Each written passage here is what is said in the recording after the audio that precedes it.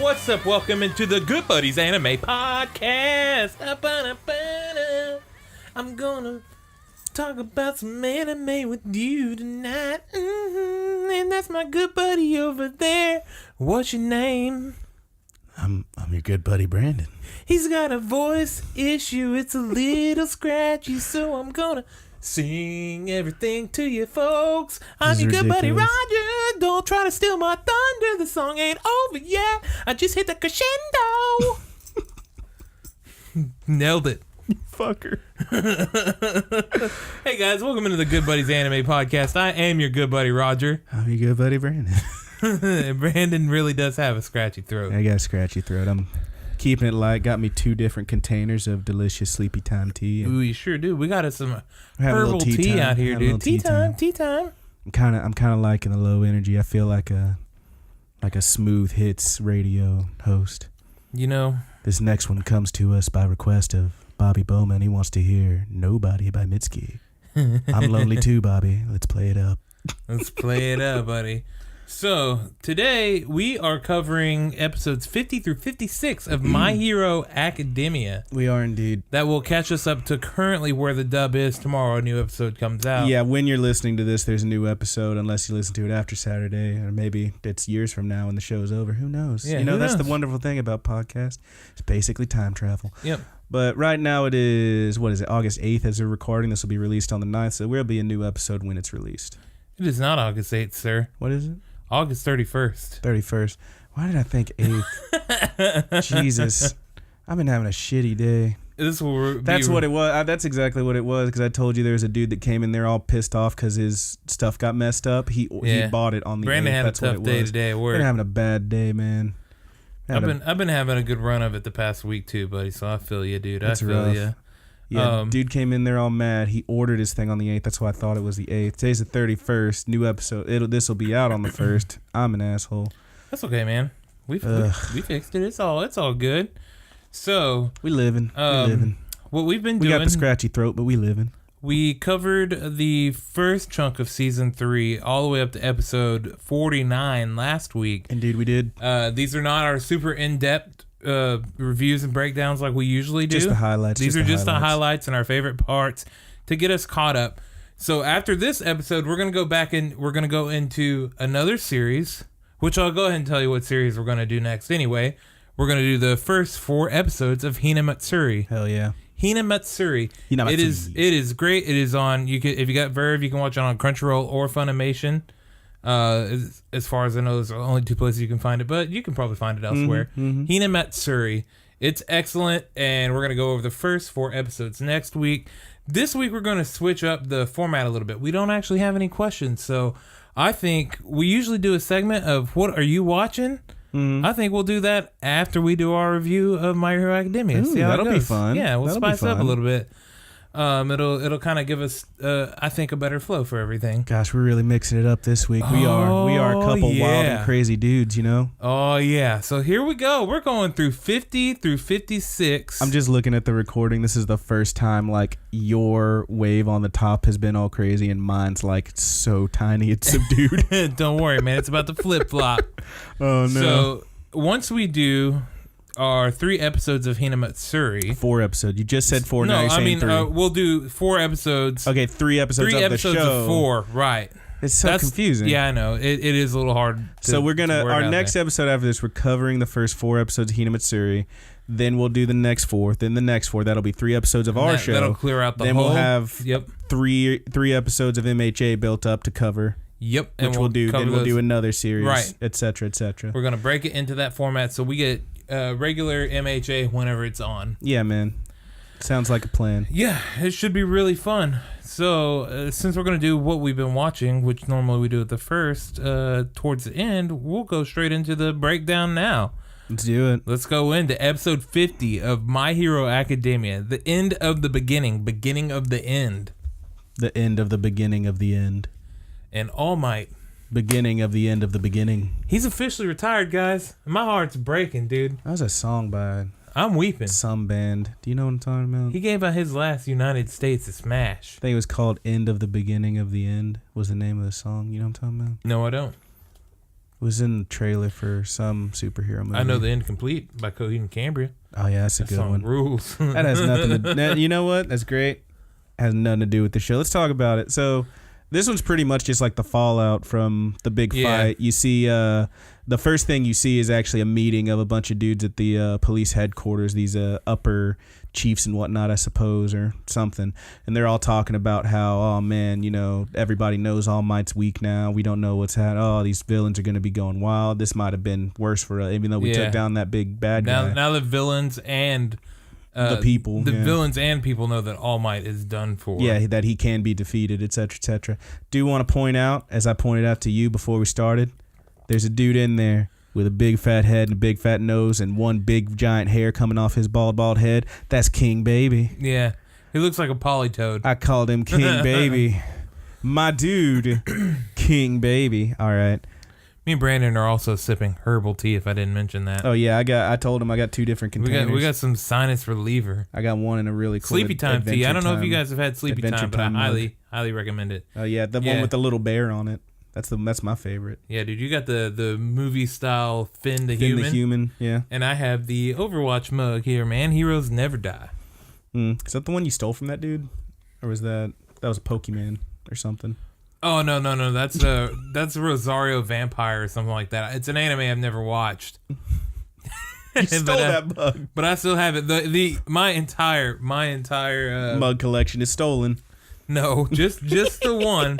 And as I was leaving my last job, everybody up there is like, "You should totally take that mug."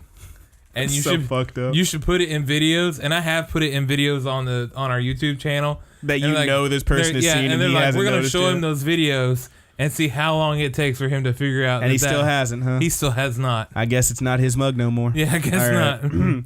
But yeah, we got the police meeting. We also see All Might talking to his buddy from the police and Gran Torino. Gran Torino, who's all bandaged up after All Might punched the ever-loving fuck right out of him. Sorry if anyone underage is watching this, but I say fuck a lot. Mm-hmm. Yeah, fuck it. But yeah, he's talking about how he wants to track down Shigaraki, and everybody's like, "Hey man, you gotta chill." We then see, I gotta point this out because I pointed out to Roger, and he was like, "I didn't notice that." We gotta talk about this. We see Bakugo getting walked in to the police station, I guess, to give a statement, and we see all the kids who saved, Ida and Yayorozu and Deku and everybody's there watching. As he walks in, everybody is for the most part out of the costumes. Todoroki doesn't have his silly wig on. Deku's not wearing those silly glasses. Ida's still got that mustache on. He's still got the stash I think he on. likes it.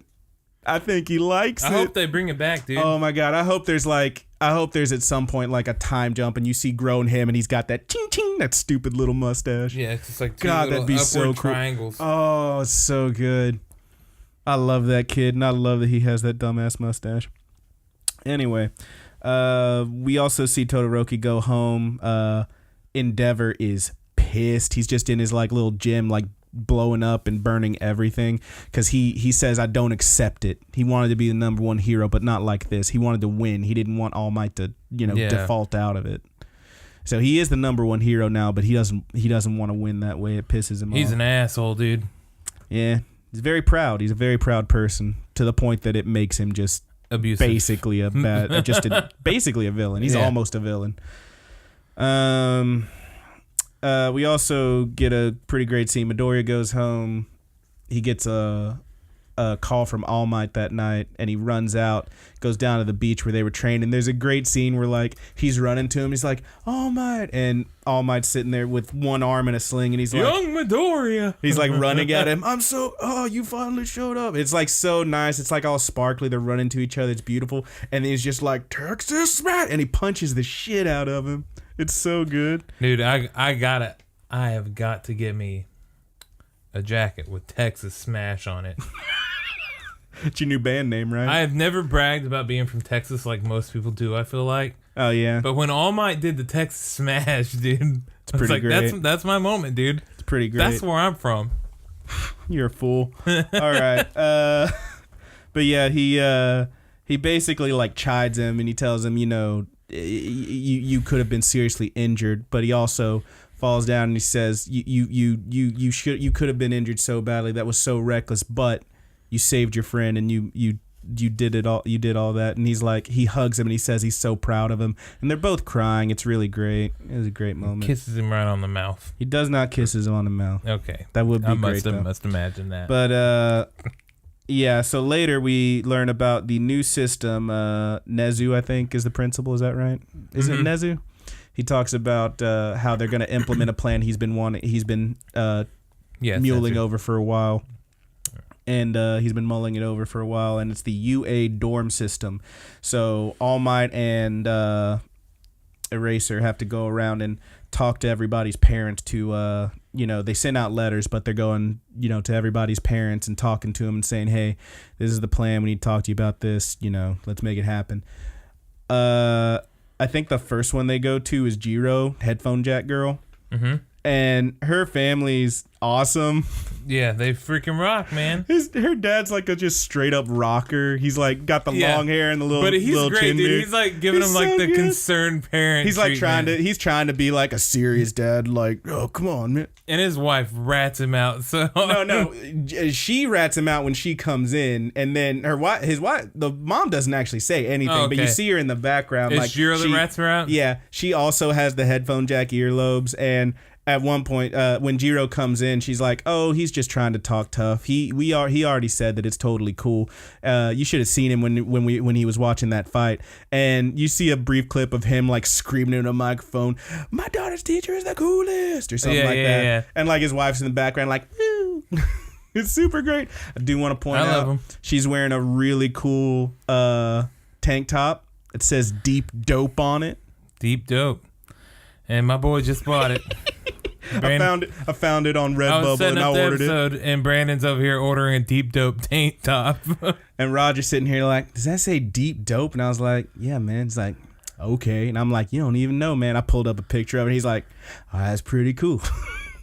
Dude, I got my MHA shirt now. That's cool, man. It's an All Might shirt. That's the thing. When I get something, like, I don't like having stuff that just says like the name of the show or a picture, something from the show. Mm-hmm. I want to have something that's like slightly more subtle. I don't know that everyone's going to immediately recognize that as being the tank top that she wears. But when they do, dude, you know it is the one. That's when you know it's a real fan.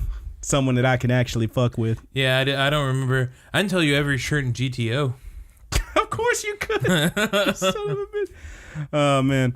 But, yeah, man. I really like that scene. I just wrote down Deep Dope because I did take a few notes here. We then see him at Bakugo's Before we go any further on that Deep Dope, did you remember that shirt and then search it, or did you see that searching and remember, oh crap? No, I saw. What was the process? How did you get to that shirt? I remembered the shirt because I just thought it was like when I was rewatching it, I remember seeing that shirt and being like, what is that? Does it say Deep Oop? And I was like, no. And I like looked again. It's like, oh, it's a D. I looked up Deep Dope, and it's kind of like a meme with the show, like that exact, like literally that exact frame where she's walking in like that and like closing the door with her headphone is like exactly the same in the manga, and she's wearing the same shirt and everything. So like it's kind of a joke. She also wears a different Deep Dope shirt later in the series in the manga. Are they selling that shirt too? You can probably find it, but also nice. Later on in like the next episode or two, she has a giant poster covering up half her wall that just says Deep Dope on it. It's apparently a band in this universe, which I'm like, hell yeah, that's rad. I got a band shirt for an anime. that doesn't exist in real life and you never see him in the show. Hell yeah. But yeah, it's I like it. It's pretty cool. But yeah, I was sitting here and I was like, oh man, I should see if I can find that shirt, and I found that shirt. Anyway. Yep. Continuing on, we see the teachers then go. The next house is Bakugo's, and All Might's. Oh, this is my favorite, dude. Yeah, All Might's kind of stressing about it. He's like, this is gonna be a tough one. And then the next frame is just them sitting down. Bakugo's mom, who looks cool as shit, is just slapping him on the back of the head. It's like, are you kidding? Hell yeah, get this kid out of here. Yeah, get him out of here. It's so hell good. Yeah, take him. And like they both have that fiery personality where they're just like yelling at each other, and Dad's like, "Oh, come on, calm down," and he's like, "Shut up." But the way they draw the parents, they all have the same spiky ass hairstyle. They nailed it, dude. It looks like so his parents. Good. It's so good. Like him and his mom are both like that real light, like almost platinum blonde with the spiky hair, and then Dad is like has the exact same spiky hair, but it's brown. Mm-hmm. And he just looks like a little fucking... But they switched the eyes and everything around on it was he looks like really a little well done, dip, man, and he's clearly like, not wearing the pants in that family. Great. Bakugo's mom's cool as shit. I know, dude. He definitely isn't wearing the pants. She's my favorite mom so far. Maybe he is a freak in the sheets, who knows? I mean, hey, maybe you gotta do something right. He's doing something right, surely. Oh man, but yeah, I love Bakugo's parents. But yeah, they basically tell him, hell yeah, and you take this fucker out of here, get him in that dorm.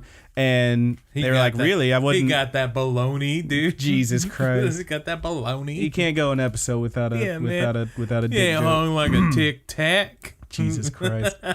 But yeah, the reasoning behind being so open with this is that they said, honestly, we were pretty worried, but when they saw Eraser talking on TV about how the villains aren't going to turn Bakugo, no one's trying to be a hero more than him, that's when they knew that they actually got him, which is also coincidentally when Bakugo knew that they got him. So yeah, I really like that whole scene with his family. That was really great. And then as they're leaving, Bakugo stops All Might and he says, hey, what's up with you and Midoriya? And he's like, he's my student, just like any of you. And he's like, yeah, all right. Like, he's clearly figuring it out. I mean, Midoriya already told him like 2 seasons ago about the borrowed power or whatever, but he just didn't get it then. And now he's starting to, it seems like. It's a pretty cool moment. And then All Might goes by himself to Midoriya's house, and Mom's not having it. Mom just straight up you think this is going to be the easy one, and you think so, but she's like, no, he keeps getting hurt. He's gotten hurt ever since he started. I knew it was his dream, but I can't let him keep getting hurt like this. Look at his arms. I'm thinking to myself, what a bitch. That's stupid as hell. You're a bad person. No, she only cares. She only wants him to be safe, and it's. No, I completely see where she's coming from. You would, dude. I completely see where she's coming from, and that's what makes it so good. Too controlling, man. That's your problem. No. You're fooling. You're being a douche. Nah, man. She just cares about her kid. You're being a douche. And furthermore, like the fact that she's extra freaked out by it because he didn't have any quirk at all, and then he just got one out of nowhere, and it hurts him so bad. Like, come on, man. Makes sense. And then Midoriya actually tells her, listen, it doesn't have to be UA then, but I'm gonna do this. I have to do this somehow. And he shows them he shows her the letter that Koda gave him. Yeah. Which I don't know if they showed it before, but they showed it in the translation. Come back to this, yeah. The translation literally says, like the first part of it is like, sorry, I punched you in the balls. Yep. It's so good. But like that was his evidence that like he knows that he can be a hero. He wants to be a hero, and she still doesn't want to let him go, which is where you have a great scene where All Might stands up, and for only a few seconds, but he turns into his muscle form, and then he gets down on both knees and just lays completely face to the ground in front of her and begging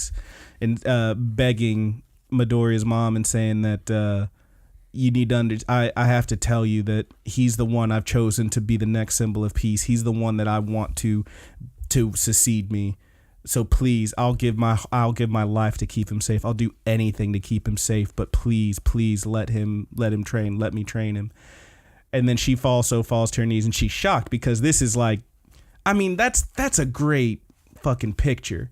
Like the strongest guy in the world literally face to the ground begging this woman to please let him train her son. That's a beautiful scene, I thought. And then she falls down too and says, no, don't give your life because he's going to need you. And she agrees to let him go. I thought that was really good. Like you can feel however you want about his mom. I think it makes perfect sense to me. Great. I was just making a joke. Yeah, just being a douche. But it just makes perfect sense to me that she'd be so concerned. And I thought that was a really great scene. You were being the douche, okay? I'm the douche. Okay. No, by all means. You didn't laugh at my joke, okay? And that's what was supposed to happen. No, I'm not gonna laugh at joke. It's a shitty. Dude. You were controlling all your laughs. Hey. Maybe it was a shitty joke. Fuck no. Keep going. I'm pretty sure. Hang on, let me take a sip of this tea. Yeah, man, let's get some herbal tea in us. I think we're getting cranky. We haven't had a sip of herbal tea. It's good tea. It is, man. Dude, it gets in like your gums and stuff too. Yeah, man. I'm need a refill. Anyway. That's pretty much where that episode ends, and then we're on to episode 51. Episode 51. Oh, I love this one. Moving into dorms. All right. So this one, immediately after that, it's All Might and Midori outside, and they're kind of saying their goodbyes or whatever. And there's a great bit where yeah, the people that see him, yeah, they see him standing there, and he's like doing his one good arm and like trying to flex it, and these two people on the street are like, oh, the literal word she says word for word, look at that walking skeleton. And then she's like, wait, is that All Might? And he's like, and he gets in the car and takes off. It's so good. That was a really good one. Next scene is we have some more concerns about the traitor, which we didn't talk about before. Yeah. They brought it up a few episodes ago, but yeah, so there's definitely a traitor afoot. Yeah, the idea is that someone, it may be a teacher, maybe a student, we don't know, had to tip off these villains because no one knew about the training camp that was attacked. Yeah. So how did they know? How'd they get out there? Okay, so it's got to be somebody close to them, of course. I still think it's... Or those there. I still think it's Belly Button Boy. You still think it's Naval Laser? I mean, at first I thought it as a joke, and then I looked online and, like, apparently that's kind of where they're leading you, so I'm like, I'll play along, MHA. Yeah. But if it's not... God, if I had to pick someone else... Tell me who you think it is and tell me who you want it to be. Right now, my guess, I'm looking for his name right now because I don't actually know his name. You think it's the Popo? I think it's the police, dude. I think it's All the cop. Might's buddy, that's the cop. There it is. Now Masa Tuscucci. You're not going to say it, right? You're not going to say it. Yeah, I can't. Nail Masa. We're going to say Nail Masa because I can say that.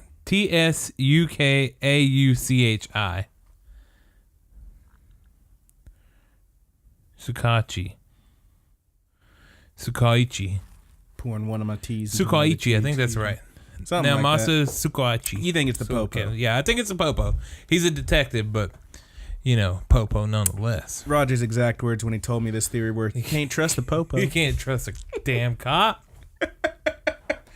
And you see how officer friendly Mr. Doggy treats everybody. What's wrong with the dog? He treats him like shit. Scruff McGruff. Are you kidding me? Officer fucking friendly, dude. He's not a good boy. All right. Well, these people are bought, dude. You can't trust these cops. But yeah, I think it's a detective. You think it's the cop? I think I want it to be. I'm gonna take Naval Boy off the table. I think because he's too easy, dude. I think you're right. I'm gonna say that my again. I think he knows who it is. Originally as a joke and now kind of seriously, I do think it's him, and I also want it to be him. But if I had to choose anyone else, I think I want it to be Mineta. It's not Mineta, dude. I know it's not, but how funny would that shit be? If, like, they run in, like, he's through there, and they run in, and he's just sitting there, like I said before, sitting there leaning back in a big, comfy chair with a glass of grape juice, like it's wine, saying, yes, it was I the whole time. And then he, like, sticks them all to the floor. Or they're already stuck to the floor because they didn't see his sticky balls. Sticky balls with his sticky pants. But if it's not, that's who I want it to be. If I had to pick someone else that it could be, You said before, you joked about it being the Invisible Girl. That makes some sense to me. So that is a theory out there. Now, these are all theories. We're not spoiling anything for you. Nothing. Yeah, we don't know jack even shit. leagues ahead in the manga, they still haven't even announced it yet. No, they're dropping hints again, but it seems like they're leading you one way. The common theories are Kaminari. Okay. But there is a really fun theory out there about it being Ochako Uraraka. Uraraka. Yeah, you were theorizing that too. Yeah, and I was kind of following in behind it. I was like, that does make a little bit of sense. Yeah, but we don't actually know. Because we know nothing about her other than she's poor. I know some stuff from the manga. I wish I didn't know. You can't trust a goddamn poor person? That's fucked up. I know because I'm poor. That's fucked up. This is a bad conversation, and I don't like where it's going. I'm so poor, dude, and you can't trust me. Not if you don't trust the popo and you don't trust the poor, yeah. I mean, you're in a bad spot, God, dude, what if buddy. it's a poor-ass cop? Oh, no. Well, this is taking a turn, and I don't like where it went. Back on track. Anyway. We're moving into the dorms, dude. But yeah, we're moving into the dorms. They talk about the trader. We get them. We see the kids outside of the dorms as they're approaching, and man, they look cool. Bakugo, before they go in, one grabs Kaminari because everybody after Eraser, Mr. What's his name? Aoyama? No, Aoyama's the belly button boy. What's his name? Eraser. Mr. something with an S. I can't remember his real name. I don't know his name. I know. But Eraserhead, he's telling them that like you know. He basically says, I should expel all of you except for the two that were out of it and Bakugo, because all of you either went and tried to save him or knew about it and didn't stop it. Like, he says, I should expel all of you, but we're not gonna, blah-de-blah. And everybody's like real nervous. Aizawa, that's Mr. Aizawa. Mr. Aizawa. I knew it was something with an A. But everybody's all kind of bummed out and stuff, and Bakugo grabs Kaminari. This great scene. He just grabs, he's like, come here, and he like pulls him behind a bush. Everybody's like, what the hell? And then you just see sparks flying, and he pushes him back out in front of everybody, and he's just doing the like he's all wigged out because he's all sparked up, and that's what we call it now, right? Sparked up. But my dude's sparked up, you know what I'm saying? But he's all goofed out, and everybody just starts laughing. And then he also grabs Kirishima and pays him back for those for the night vision goggles he spent all his money on. Still don't know how he knew about that. I don't know. I mean, he did give a deposition to the cops. They might have let it slip or something. Yeah, I guess so. Who knows? But somehow he found out. Maybe he just did it because they're very good friends. Maybe Bakugo's the traitor. Man, there's no way. There's no way. Couldn't be. That would be a swerve. That would be a gigantic swerve. But anyway, that's a good question. How do you know about that? Anyway, he pays him back. They get into the dorms. They're so cool. Mineta freaks out about the bats being in a common space. Because of course he does. My boy. I hate him. My boy. With his sticky Don't pants. Don't you dare. He's gonna take a look, dude, and you can't blame him. He's a bad guy, and of course Aizawa's just like, they're separated, and you will behave yourself. And there's a great scene where you see him just all yes, he's sir. Just all black and white. He's like, yes sir, yes sir. I fucking hate him. I love him, dude. But yeah, Uraraka keeps fainting because the place is so huge. There is a great scene with grape juice in here later. Yes, there is. But there's one bit where. I like this one where Momo Yayurozu is they're in like one of the dorm rooms, and she's like, oh wow, I mean, this is about the size of one of my closets, but I guess it'll do. And you see Uraraka just from behind her fall down fainting, and she goes, it's as big as my house, cause she's poor, dude. I love her. That's the only thing we know. She po. She broke, dude. Pobrecita. You know who's broke? Villains. You're the worst.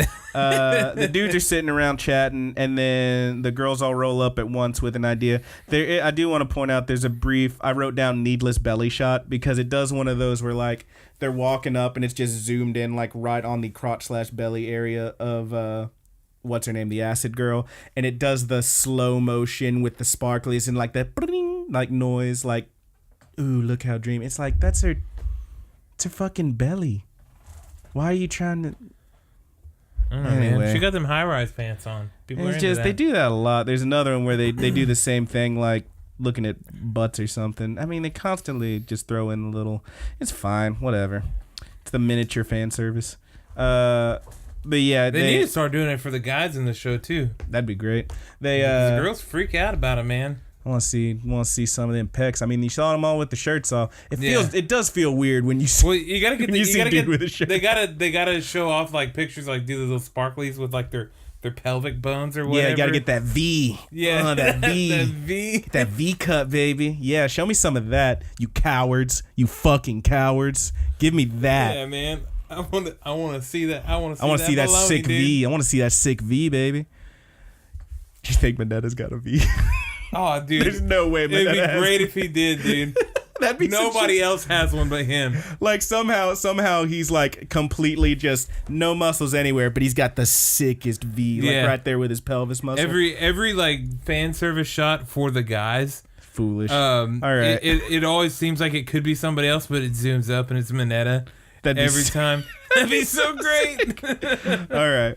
But anyway, the girls roll up. They've decided they want to have they want to have a dorm contest to see like who's got the coolest room. So they go from room to room. I did not write down all of them. I only talked about my favorites. What were some of your favorites? Oh, my favorite. The first one they do is Midoriya, right? Yeah. And they're all like, "Oh my god, he's a fanboy. He's got so many All Might posters and figurines." His room looks kind of like my room. Yeah. He's got every All Might action figure and figurine. He's got the All Might pop. He's got the All Might exclusive pop from Hot Topic. Yeah. He's got all the All Might stuff. His room is almost like I almost felt embarrassed for him. Yeah. Like, wow, dude. I did feel embarrassed for him. You freaking blew it, dude. We glazed over it, but when All Might was at his house, he looked in his room and saw that, and he was just like, like he just smiles at it, like, okay, this fucking kid. But yeah, it was pretty cool. He's got all this shit. You got any favorites from the rooms? Let's see. I liked Yaoyorozu's room. Yeah, she's one of the last ones you see. It's just a bed. Yeah. So let's point out that halfway through this thing, they've looked at a bunch of the boys' rooms, and then Manetta gets all the guys to get with him to gang up and say, "Hey, we should see their rooms too. It's not fair." Yeah. And they end up doing it. And his whole purpose is like, yes, if it was just me, they'd all freak out. But when I get them looking at on it too. Well, it's great because they're going through all the guys' rooms or whatever, and they're like, some of them are very embarrassed, and they're like, it's Manetta's room. Yeah. All right, let's keep going. Yeah, and he's just like poking out the door. He's like, come on in, ladies. I got some stuff to show you. Oh god! And they just turn around and leave. It was the tail guy, dude. He's looking under his bed looking for porn. Yeah, because tail guy has just a almost nothing. He's got just a pot. Oh, was it tail guy or what? No, tail guy had a normal room. It was Duplo Arms had the super bear room. Oh, okay. Shoji had a super bear room with literally just I think a desk table, a side table, and a bunch of you blankets. know what, dude? I love Tokiyami's room. We do need to talk about Tokiyami's room. We got to talk about Tokiyami because Tokiyami's room is straight up gothed out, black lights and spider webs, and okay, so I didn't catch it till just now. Do you know? Because I didn't know this until I was reading there was this one of those it was a manga that's been scanned online, and I was reading up on it. I didn't know this was a thing until I started reading that because it was recommended to me. But do you know what I didn't write it down. Chunibu is? Do you know what that means? I do not. Okay. Because he is one, and I didn't get it until just then. So a Chunibu, or sometimes just say Chuni or whatever, is this? It's like a trope. Like how you'll have this guy's just the average guy, and this is the super hot girl or whatever, what do you call it, tsundere and all that shit. Mm-hmm.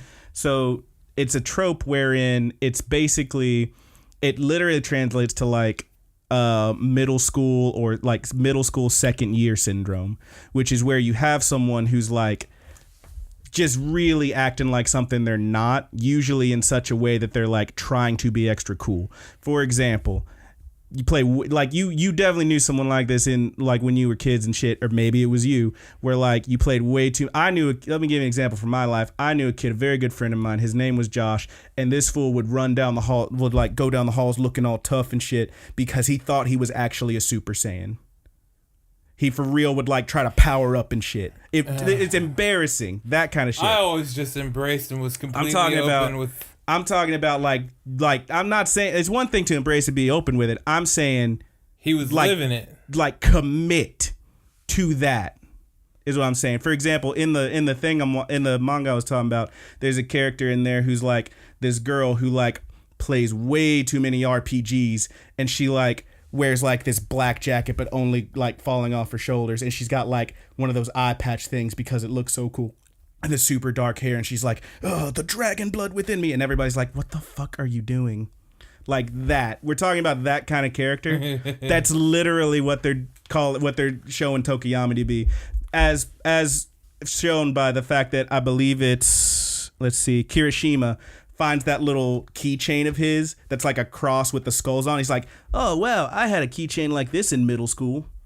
Yeah. Like, they're literally calling him. Midoriya's the one, I think. He's like, he sees the sword. Is this a sword? And he's like, yo, it's so good. But, like, that's the thing. Dude. It's like he's that guy who's, like, so dark and brooding that it's just goofy and embarrassing to a point. Yeah. Like, that's the joke. And I didn't get that until just now. But it makes so much sense, especially during, like, the training thing where he's like, reverie in the dark. And then when they talking about going into the girls, like, they're looking in through the girls' rooms, and somebody's like, man, it feels kind of wrong, right? And he's like, gardens of something. He's like, forbidden gardens is what he says. It's like, dude.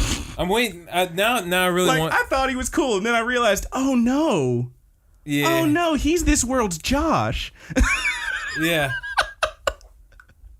It's so good. Now I'm waiting for the scene, dude. I gotta get the scene where he's shopping and sees something like skulls on. He's like, sick. Yeah, he's like purchasing it quietly. I just love that, because I like that character. This put it in a whole new light, and I was like, wow, he really is just like a fucking. He's like a punky goth kid who's trying too hard. Yeah, that's really what it is. I love. He's just missing the Robert Smith poster. That's all he needs, baby. Anyway, I thought it was great. I really loved that shit. Boys, don't cry. We also we see some other ones. Another one I really like was Ida's room, where he's got like just shelves upon shelves of books, and books. Also one shelf, like a series of shelves, is just nothing but more glasses, because he says, I expect to break them during training and stuff.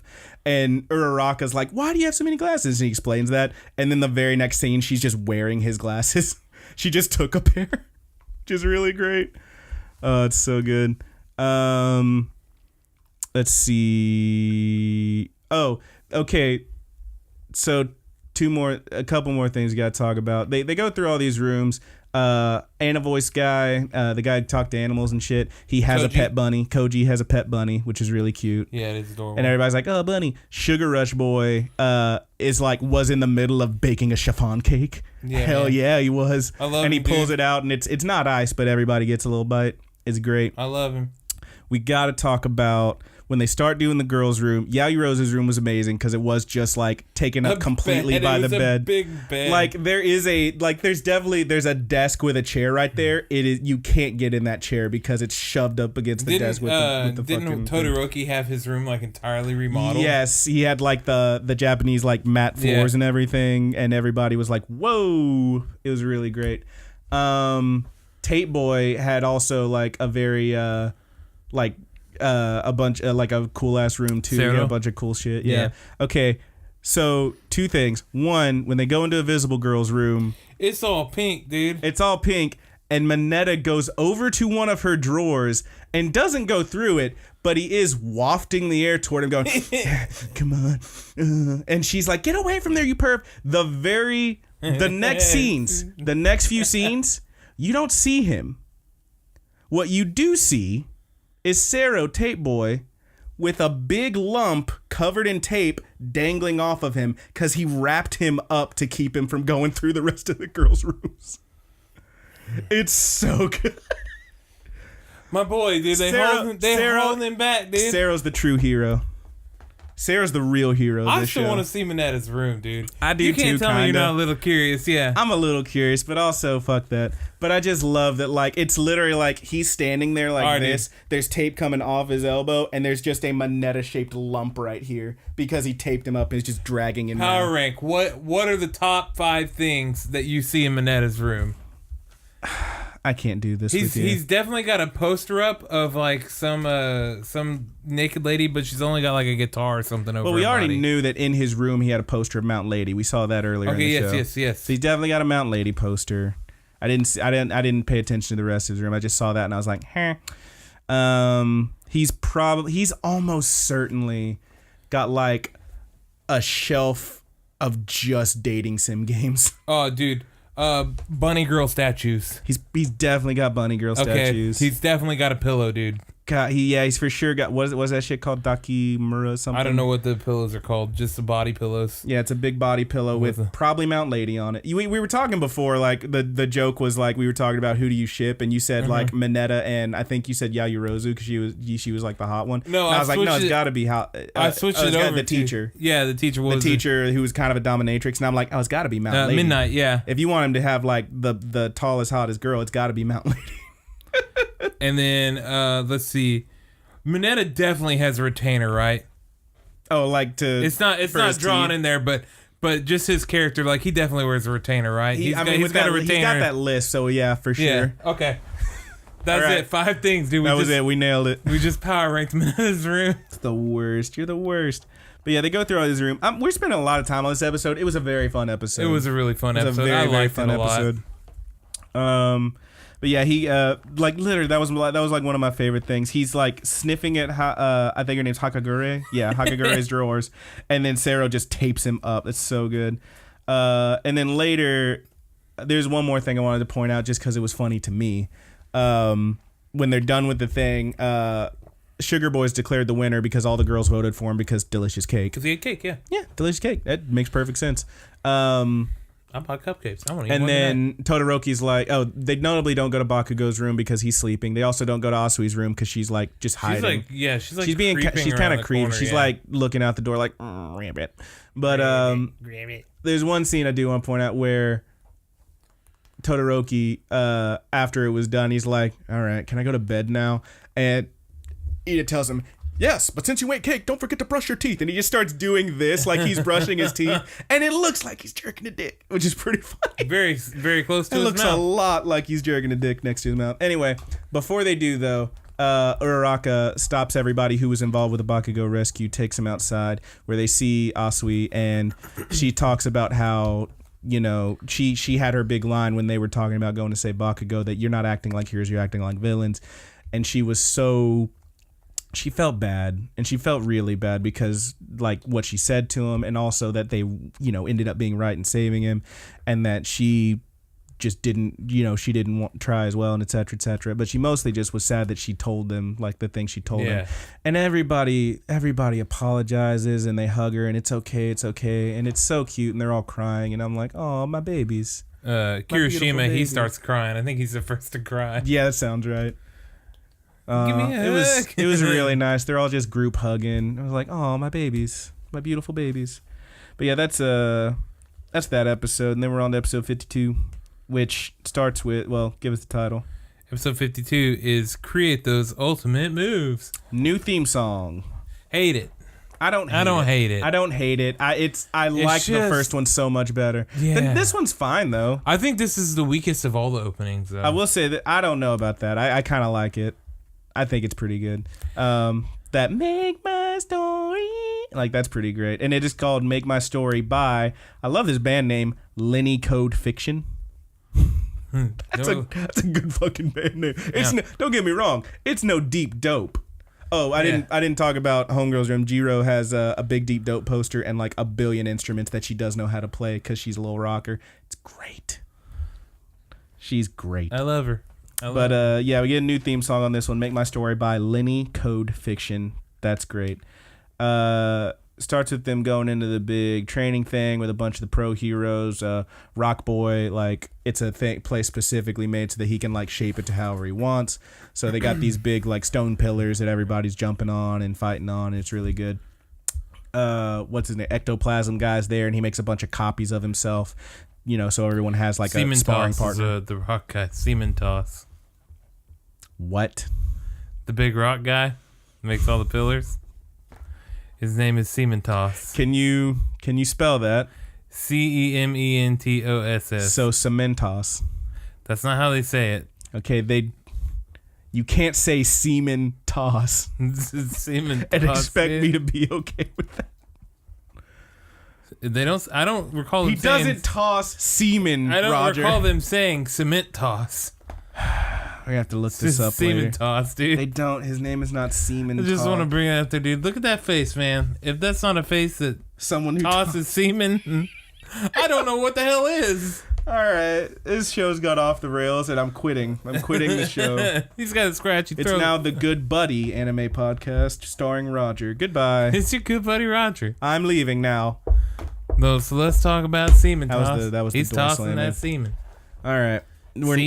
Seed. That's absolutely not what's happening, and I hate you for saying any of that. Anyway, everybody's getting some training on. All Might shows up. He's like giving everybody a little bit of advice. He's got how to be a good teacher for dummies. He has a book in his back pocket.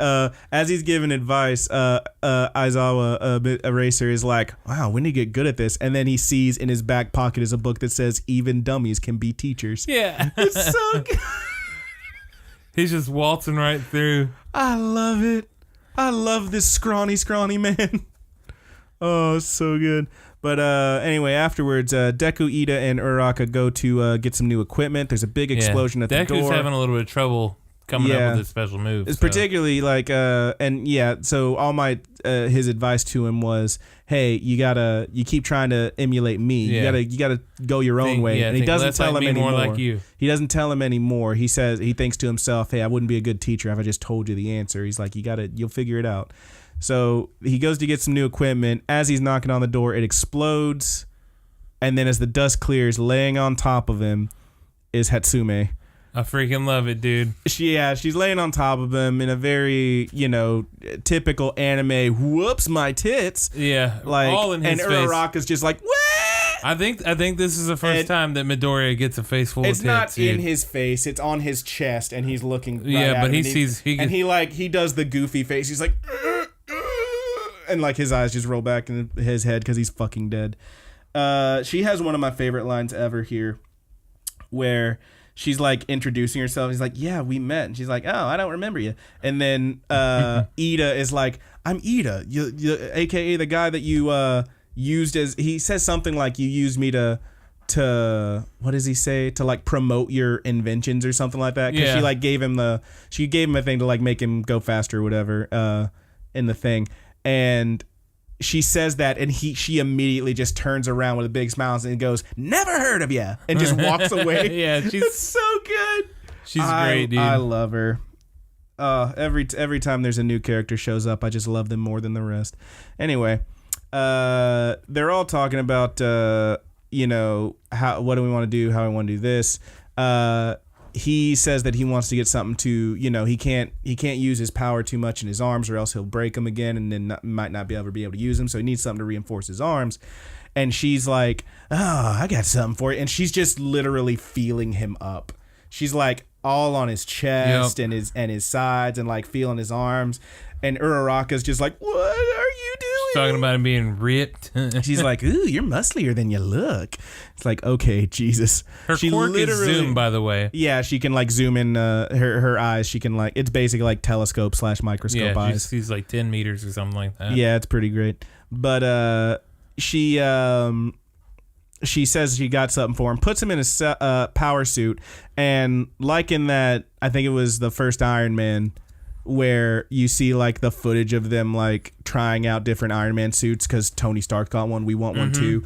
Just like in that, it just spins around and almost breaks his freaking spine. It was really great.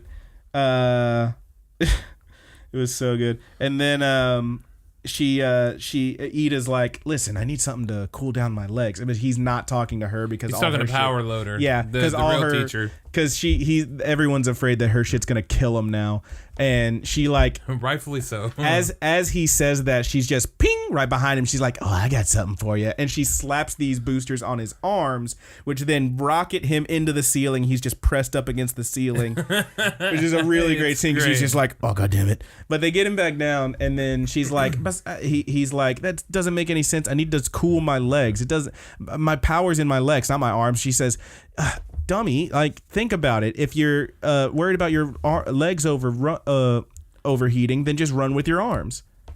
And then that's when Midoriya is like, wait a minute. because he just got his brilliant plan. But yeah, she says if you want to cool your legs, run with your arms. Deku finally gets it. Later, he's got some new equipment. He's back in the they're all back in the training room with all the rocks and shit. And Bakugo has his new thing figured out where he's holding one hand in front of his other. Shot. The AP shot. Yeah, he's like making a funnel with one hand and forcing his explosion through it into a solid beam that just goes straight through this rock wall. It's really great. It's really cool. And then as he does that, a big chunk of that rock falls and is about to crush little scrawny All Might. Right then is when Midoriya jumps through the air with his, full cowling on, doing the whole full body, all for one thing, or all one for all. Excuse me. I'm gonna always get them mixed up. Fuck me. One for all. One for all. And he jumps up and bam, kicks the shit out of it and just shatters it, and then lands like all badass. What's it called? Shoot style? Calls it shoot style. Stops the boulder from crushing All Might, and All Might sees this and he just smiles. He's like, "You did it, kid." It's really great. Fucking did it. You did it. It's really good. It's a really good scene. And that's pretty much that episode. Yeah, that's We're on that 53. episode. You also see a few other people with new equipment, but we'll find out more about that later. The next episode, we have The Test. This is 53. All right. The Test. Yes. The Test. We got like this and 3 more, so let's get on through it. So they're getting ready for the test. They're told that it has a very low pass rate. Maybe about half people actually get through. They're also going to be facing students who are in higher grades than them. They're still year one. There is some wrong math in here too. Well, we'll get to that. So yeah, they tell them about 50% pass rate, etc., facing higher grade students that are above them because they're like trained long enough to take this. They are taking it as year one, so not quite ready for this. Maybe, but they're going in. At the dorms, Uraraka is embarrassed because she's like, "Oh, I'm just thinking about something," when all the girls try and talk to her, and they're like, "Ooh, is it a crush?" And she like immediately freaks out. Yeah. She's all embarrassed. She like uses her quirk on herself, just starts floating through the air like, "No, it's not that." And they're like, "Who is it? Is it Ida or Midoriya? You're always hanging out with those guys, blah, blah, blah, blah, blah, blah." And like they're trying to get it out of her. She doesn't say anything. But she does get all sparkly when she sees Midori outside training. But then, like, as she's floating there looking at him and it's all sparkly, she says, "That's not it." And then that scene ends. So we'll find out what's up with that later. Yeah, what does it mean, buddy? I don't know, man. It seems like, to me, my thought was, it seems like she's got a big crush on Midoriya. Right. But maybe not necessarily. Maybe she just, like, is inspired by him like everyone else is, him and Bakugo. She had floating hearts and stuff. She did have floating hearts, but we'll find out. She's got a crush on him. We'll find out. Maybe she does. She's just lying. Maybe she does. What it was, I maybe think. It was just her like passing off. That's not it. I don't know. I think it's less about her. Like, maybe she does have a crush on him, but she knows that that's like, maybe she's trying to push it away because she's trying to be a better hero or whatever, and like focus on that. Or maybe she's just in love. We'll find out. Or maybe she's a villain. Oh no! You saying you can't trust them poor people? Right. You fucking you sure jackass. Can't, dude. Anyway. You can't trust me for a second. Anyways, test day. They meet some kids from Shinketsu High. What is this? What's this dude's name? Urarashi? Urarashi, yeah. Who is the this really like a real type A, who like as they're about to do their plus ultra thing, he's like, "Ultra!" Like he jumps in on it. And then they're like, "Geez, dude, can you chill?" Like the rest of his school, and he's like, "I'm so sorry," and then slams his head. Yeah, it's Inasha Urarashi. Yeah, he slams his head into the ground like he bows so hard.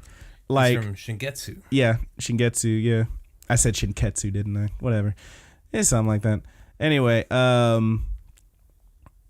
yeah, they he's like really crazy excited, like clearly. But my boy looks like M. Bison, dude. He does, like, when he's all dressed up, he does look like M. Bison. Even without it, with just the hat on. They all wear these hats. But he as they're going, Eraser's like, "That's that guy." And they're like, "What?" He's like, "He's strong, really strong." It's like, apparently, so there's people who take the tests and get in and everything, and like get in just because they're good. And then there's people who are like recommended or whatever. Like, for sure they're getting in because their parents are big heroes or something like that. Like Todoroki, who out of all those kids who like were recommended or whatever, that kid got the highest scores, which means that he, for all intents and purposes, as far as we know, is stronger than Todoroki, which is saying something. Yeah. Because that kid's real strong. Also, there's some weird stuff later. Yeah, we'll find some weird stuff later. But yeah, that kid goes off with the rest of his school. We see like a girl, a big fuzzy guy, Cousin It was over there, and this goofy ass kid with the purple hair. Anyway, we then meet Joke, who is from, what was it, Ketsubutsu or something like that? Ketsubatsu school? Let me see if I can find the school name here. I don't know if I'm saying that right. But she shows up. She's telling all these jokes. She's apparently real into Eraser. Like, the first thing she does is like, please date me. Like, I love her. She's so fun. She's so fun. Yeah, Ketsubutsu. But yeah, she's like my new favorite. Joke. She's my new favorite. Yeah, Joke. She's amazing. Apparently her I really like Tatami Nakagame. Oh yeah, that's the girl, telescope girl. Yeah, but yeah, she's Joke's hilarious. We see some more kids from that school. One of them, the dude, is like being real nice to everybody. Bakugo's the only one who sees his bullshit. Yoshindo is the name of that guy. Yeah, Bakugo's the only one who's like, chill out, man. Your eyes don't match your words. Like, he says he's being fake or whatever. It's pretty great. I think it was Tatami asked for an autograph. She was trying to get autograph. Yeah, she was trying to get an autograph. And Mineta slithers up from behind. He's like, I'll sign something for you. Yeah, he says, I'll be happy to sign something for you. He's the best. I hate him. My boy in his sticky pants. I hate him. Nobody's pants are stickier. It's the worst. Anyway, we then see everybody. There's just this huge crowd of all these people in this thing. They talk about how Mira, I think is the name. Mira? Yeah, is this super sleepy dude from the Heroes Public Safety Commission. He's been working way too hard all these long nights. He says it's going to be a free-for-all. Everybody gets these 3 targets. You stick them on them. They got to be visible, no armpits or whatever. And you get these balls. You got to hit targets with the balls. Whoever gets the last hit on someone passes, and that person is out. First 100 to pass to the next bit, and that's it. And so they all freak out because they're like, wait a minute. I thought they said 50% pass rate. There's about 1,500 people here. That's only 100 people who are going to go to the next bit. And someone says that's like a 1% pass rate. Also, he says it's less than a 1% chance, and that's where the math is wrong. Okay, but see, it's more like a 7% chance. Well, see, okay, but you're talking about like out of these 1,500, 100 getting through. Right. To the next stage. Right. We don't know how many past that are going to actually get their licenses. Yeah, maybe. So at that point, that's the thing. If only 15 people get their licenses, that is exactly a 1% chance. Yeah. Okay. Well, how many people are in Class 1A? Like 18, more than 15. Yeah, there's a 1, lot. 2, 3, 4, 5, 6, 7, 8, 9, 10, 11, 12. There are 20 students there. Yeah. So we'll see. I mean, I mean, for sure, everyone's not getting through. Everyone didn't pass the freaking test before. I mean, for sure, everyone's not getting through. So we'll see. We'll see if that holds up, because Acid Girl didn't pass test before. It's looking bad for her. Yeah. Just gonna say it. Looking at this bad. point, though, if everybody gets to go through the next spot, and they might, everybody's given the equal opportunity to pass. I don't know what that's going to be, but just with the odds right there. Yeah, I don't know what Asui's working on, really. Well, I mean, so my bigger thing was that they said there's like a 50% pass rate, which if that was like, if they were talking about the kids in that class, that's 10. So that would mean 10 people get their license or whatever. They also, like, now they're saying, well, there's 1,500, 100 get through. That's way off from 50%. Yeah. But they say later that, like, because of the villains attacking and everything, they're looking for, like, a higher class of hero. Less people are getting through. Cream, dude. Yeah, exactly. So, I mean, who gives a shit? You're going to see some cool shit, and that's all I care about. I just was like, there's wrong math there. Anyway. But wrong math. You're also making some assumptions, so we'll find out. Anyway. The shit starts up, the whole building falls apart, everybody starts breaking for it before it officially starts, and the UA kids, Midoriya says we gotta stick together because, like, that he figures, oh, we're gonna get ganged up on, and Joke is like teasing Eraser in the stands about that because he didn't warn them ahead of time. Most of these kids are second years, they're fairly experienced or whatever. They also are not in the limelight like the UA kids who have their big sports festival. They've all seen the sport exactly. event. They know what their powers are. So UA gets creamed every year. UA is going to get ganged up on, which is exactly what starts happening. Midoriya tries to lead everybody, and tell them we got to stay together so we can, try to do this together.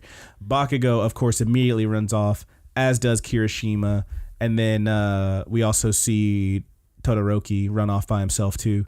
Todoroki, I just got to say, out of all their hero costumes, I really like Todoroki's the best. Because, it's so simple. It's just like a blue jumpsuit with, straps and shit. But if it was black on black, he'd be Solid Snake. I love it. He just looks cool as shit. He just looks like a real badass. And he acts like real badass. He's like, I'm going alone. I'm too cool for this. Look at my ridiculous hair. I like Ida's gear, man. Ida's gear's pretty sweet. He's like a fucking dope. Super speedy knight. It's good stuff. Tell you my boy Aoyama, dude. This sunglasses. Those ridiculous. He's so good. His little V mouth, dude. I love his stupid mouth. Anyway. I love all of them. They are my beautiful children. Except Mineta. Mineta has the worst outfit. He's a fucking bull. Stop hating on my boy. I won't stop. He's a garbage boy. If he gets a license, I will be so pissed. Dude, I think you're upset, dude. Because maybe you see a little bit of yourself. Absolutely not. Absolutely not. Absolutely not. I see a little bit of you in Mineta. I see a lot of you in him, you fucking weirdo. That's right, dude, and I'll take it. Yeah, he's my boy with the sticky pants. It's the worst. And the sticky balls. Mm-hmm. Anyway. Nobody's balls are stickier. Everybody, they all start getting ganged up on, particularly by the kids at Ketsubutsu High. And that's that episode. We're on to episode 54. 54. Everybody's coming down in... you might not never come Shiketsu down. High lurking. Shiketsu High, this is a good one. Yeah, this one is fun. So this one starts with the Shiketsu High kids showing off some of their stuff. There's a kid who looks like he's made out of rock. He takes these balls, makes them into rocks. There's another kid who looks like Saitama, but with long stringy hair, which is pretty great. Yeah. Okay, so these guys aren't in. No, they're not Shiketsu. These guys are in Ketsubutsu. Yeah. Yeah. There's one guy that looks like Android 17. You talking about the one that the one who does the boomerang thing? Mm-hmm. Yeah, he's the one who looks like Kaminari's goofy form, like his eyes. Oh, okay, yeah. Yeah, he looks like Saitama, but with hair. He looks like a fucking goofball. I hate his face. But basically, this dude takes the balls. He can make anything he touches hard. So he makes it into a rock. He makes. You see where I get the 17? Yeah, I get you. And he gives him to Boomerang Guy. Boomerang Guy is basically like Deadshot. He doesn't miss no matter where he throws them. So he throws them into the ground, and they're gonna arc up and hit the rest of the guys. Hit the UA kids. And it seems like it's working, except Jiro jumps out there, does a big sound pulse with her new equipment into the ground to break them all up, and they fly out. They're still coming at him, but they manage to grab them and stop them, throw them back, whatever. Tokiyami does a cool thing where he swipes a bunch of them and also swipes at what's her name, Roger? Telescope. Tatami Nakagame. She's amazing. Tatami Nakagame. Because he swipes at her. Her looks so ridiculous. It looks so good. He swipes at her, and her upper body's just gone, and then her head just pops out of her waist. Yeah, and there's no size coming in or anything. It's just a head sticking out of her waist. I love her. It's so great. Me and Brandon saw it together. Yeah, we watched this one together, and we were laughing so hard. It was so funny. It's freaking hilarious. Also, she's got little pointy teeth, and I freaking love them. Yeah, I love a little pointy teeth. But yeah, man, she's hilarious. Her quirk is ridiculous. The thing even says when it gives you the breakdown of her quirk, it's also kind of weird to watch the first time you see it. It's yeah, no shit. Yeah. It's really weird. The characters on the show are so well designed. I really love this shit. That's another random ass power that who thought of this power? I love it. It's so good. Anyway, we then see what's his name? The dude with the earthquake powers, the main guy who was being all nice before. Yoshindo. Shindo. Yoshindo. Nintendo. Anyway, that guy does a big old earthquake because his power is like vibration, so he makes a big earthquake in the ground. It breaks the ground into a bunch of pieces. A bunch of the kids get split up from UA, and now some of them are on their own. Some of them let's point out that they get split up apparently real bad. Yeah. Midoriya notably is like completely alone. He has no one else with him for a while. Meanwhile, we see we didn't even talk about this, how this whole place is like split into a bunch of different zones. So like there's a big industrial zone, there's a big city zone with buildings and stuff, and then there's a bunch of different areas. The one there and is like all rocks and just ground and stuff, dirt and whatnot, and a few big like rocks coming out of the ground. Over at one of the city areas, Urashi uses his power. That fucking dude who was like real excited earlier, apparently can his power is like whirlwind or something. He takes he controls this wind and uses it to take the balls out of the hands of all these kids who were down there. Vacuum powers. Yeah. Whirlwind vacuum or something. He never loses suction. He's a real Dyson. Don't get that one? Yeah, I get it, dude. A Dyson is a vacuum cleaner. Yeah, but like specifically, that was their tagline. They never lose suction. Yeah, they never stop sucking. Never stop sucking. Mom's got a vacuum cleaner. I'm never gonna let you go. She caught what was that joke I said? I saw it online. It made me laugh. It was like, my mom's got a vacuum cleaner. We call it Slayer because it's been around since the '60s and sucked the whole time. I don't listen to Slayer. I have no opinion on them. I just thought that was funny. Anyway. Sorry, any Slayer fans out there. I know you're listening, dude from Slayer. Yeah. Quick, look up the lead singer of Slayer so I can shout him out. Don't really. Okay. Jesus. I was going to do it too. What if he's actually listening somehow? Like, hey man, I'm the vocalist of Slayer, and this is bullshit. That's really hurtful, man. I mean, we try real hard. Be honest, never listen to your music, man. I'm sure it's great. Anyway. I'm sure you guys rip. That's what I hear. You rip dicks and you whip I've definitely ass. heard them before. They're anyway. Okay. Just okay. They're just okay. Wow. Anyway. Not entirely my cup of tea, but. Anyway, we then he takes this, uses wind power, takes all these kids' ball, Mr. Urashi, and he gives a little speech about "let me join in on your fun," and like throws them all down at them at once. And Sleepy Dude is in his little like command center watching the monitor. He's like, "Has nobody won? The kids have actually passed you. Gosh, I'm so sleepy. Oh, I'm bored."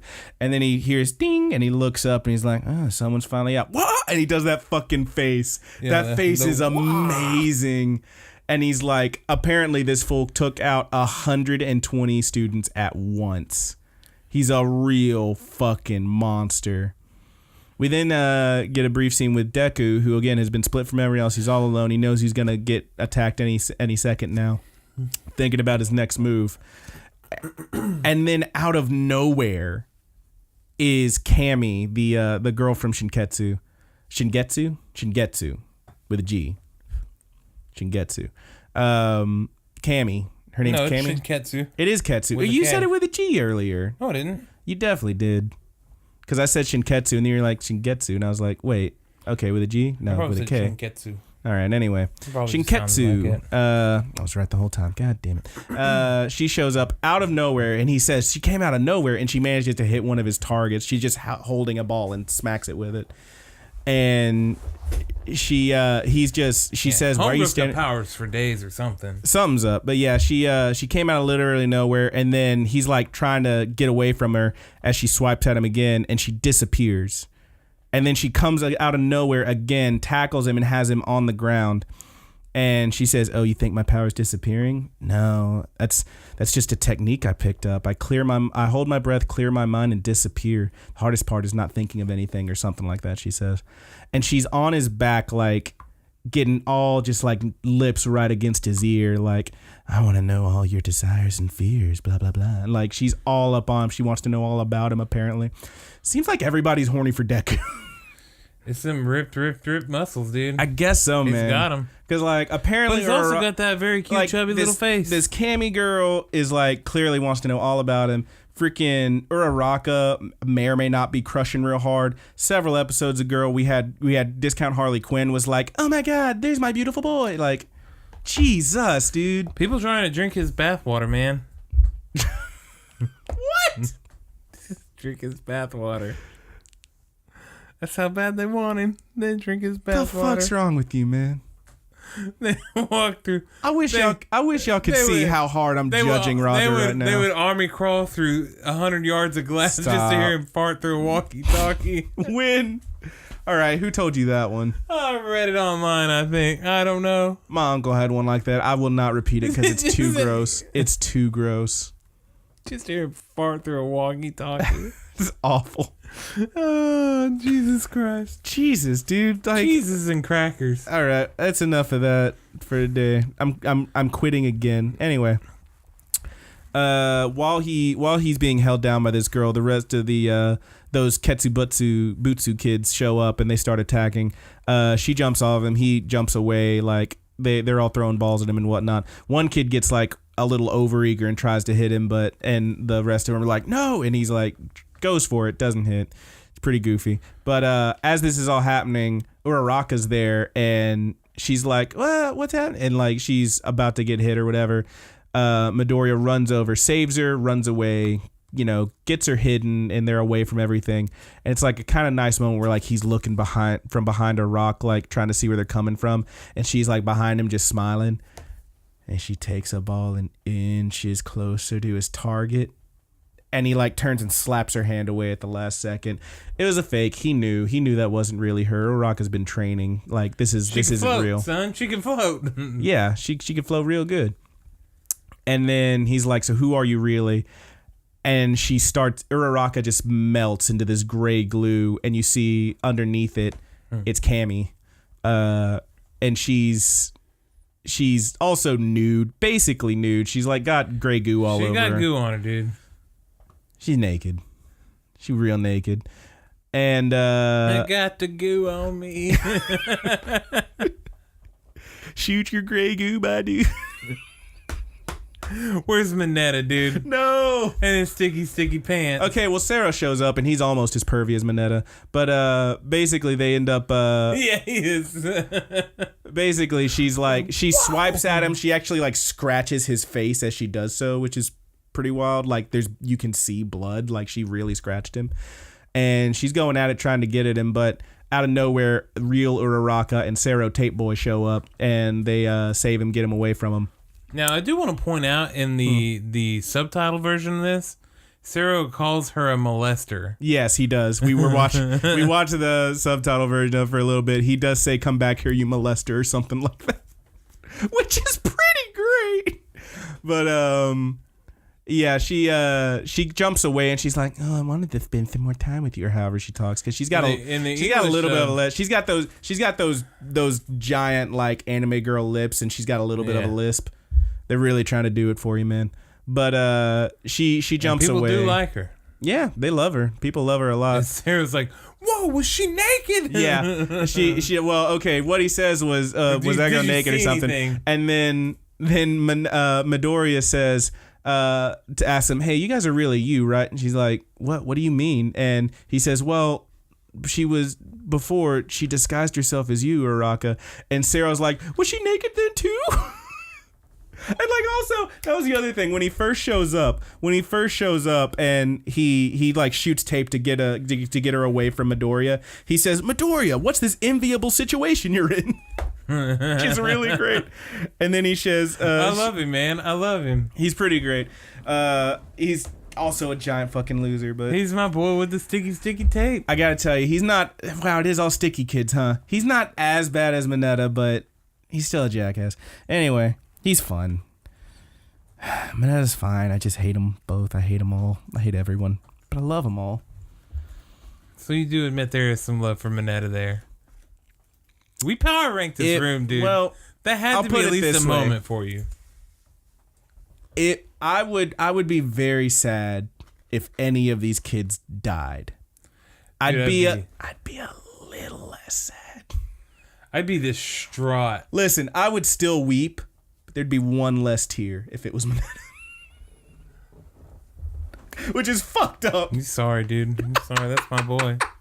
He's got the sticky pants. He does have the sticky pants and the sticky balls. All right. But yeah, he says, "Was she naked then too, Midori?" And he's like, "That's what you're worried about?" Anyway, last thing before this episode is you see Todoroki running around And the big like industry are these big tanks and vats and like, you know, presumably gas and chemicals and shit.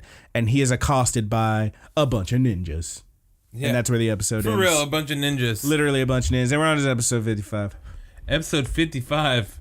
Not a very impressive title here. It is Class 1A. Yeah, man. Hey, man. I mean, you know what you're getting. It's about them kids. I do want to say... So there's the whole ninja fight is pretty cool. The main it's ninja Seijin High School is the name of the ninjas. Seijin, right? Yeah. And they're pretty cool. I really like the main ninja dude who's fighting because his thing is apparently he can just make things bigger. So he like throws nails and like nuts like you would have on a like nuts and bolts kind of things and like hucks them at him. And not a damn one of these guys has a name. No, they don't give you the names. They're ninjas. You're not supposed to know their names. I would go into detail with this, but I just wrote down Todoroki takes out the ninjas because he does. Yeah. He just fucks them up. He fucks them up real good, and then he incinerates them with the fire. Okay, so slight details. He knows that this is going to be a problem because one of them has water powers, one has earth power, so they can like just, you know, put out his fire. If he puts up a big ice ball, dude just throws a, you know, giant nail at it and shatters it. So they got physical attacks, they got water attacks. He's in bad shape either way. So what he does is he blasts the water guy. When the water guy's shooting, he blasts fire. Water guy puts it out. There's steam everywhere. He makes a distraction by lighting a thing on fire over this way. And shoots a big ice thing into one of these tanks because he knows they would have made it at least slightly realistic. So there's this big tank that's got a big hole in it. He then throws a fireball at that when the ninjas get close to it, distracted by his fire going at it, blows it up. They all go flying, apparently blows their clothes clean off because as they're flying, you see underwear, which is great. And then they all, he incinerates them. They all land with your heart waves. With your heart waves. Anyway. We're gonna record a real album. Yeah, man, incinerators. But they all land. Track. He freezes them to the ground, and then ping, ping, ping, takes them out, and that's it. Todoroki's cleared. Done. Now we're in a building. And we see Miss Sai. They call her Miss Sai. Her name is Saiko. Saiko, Saiko, not Psycho. Psycho. Not American Psycho. Psycho. Whoa. She's plotting to take out 4 different students at once. There's a really great scene where you see, who was it? Yayurozu, Jiro, Shota, right? That's the is it Shota? Shota? Shiro? Shota. What's his name? Ninja boy with the arms, duplo arms. Yeah, duplo arms. Dang it. Shoji. Jesus, I was way off. Shoji. And then Asui. Yes, and Asui's there. But yeah, they're all there. And what's his name? Shoji. How did I forget that? Shoji. They're all there. They're all whipping ass. Well, they're going into this building and trying to find people. They end up all trapped on this one floor. Apparently, Miss Saiko, figured out, like, she's just a super genius, and she's formulated this plan. She has a fucking monocle, dude. She's like the classic, like, classy lady anime character. She's like doing this thing with her hand in front of her mouth and shit. She's got like a glove and stuff. Her fucking power, like, this whole school, it appears to be a girls' school, which is pretty cool. They all wear, like, they're all, like, wearing these either very elaborate dresses, but they also have, like, these little, they look like little Navy hats or something. They're all just badass. And her whole thing is that she sips tea and sits down, I think. They're from Seiyai Academy. Yes. And that you see, like, it's like a fucking scene out of, it's like Robert Downey Jr. Sherlock Holmes, where, like, you just see math fly up around her. And apparently whatever kind of tea she's drinking, like, multiplies her IQ several times. She's already 150, so she can become, like, just a straight up billionaire. Brilliant. She's so brilliant, she's a billionaire is what I said. Coined it, new term, coined it.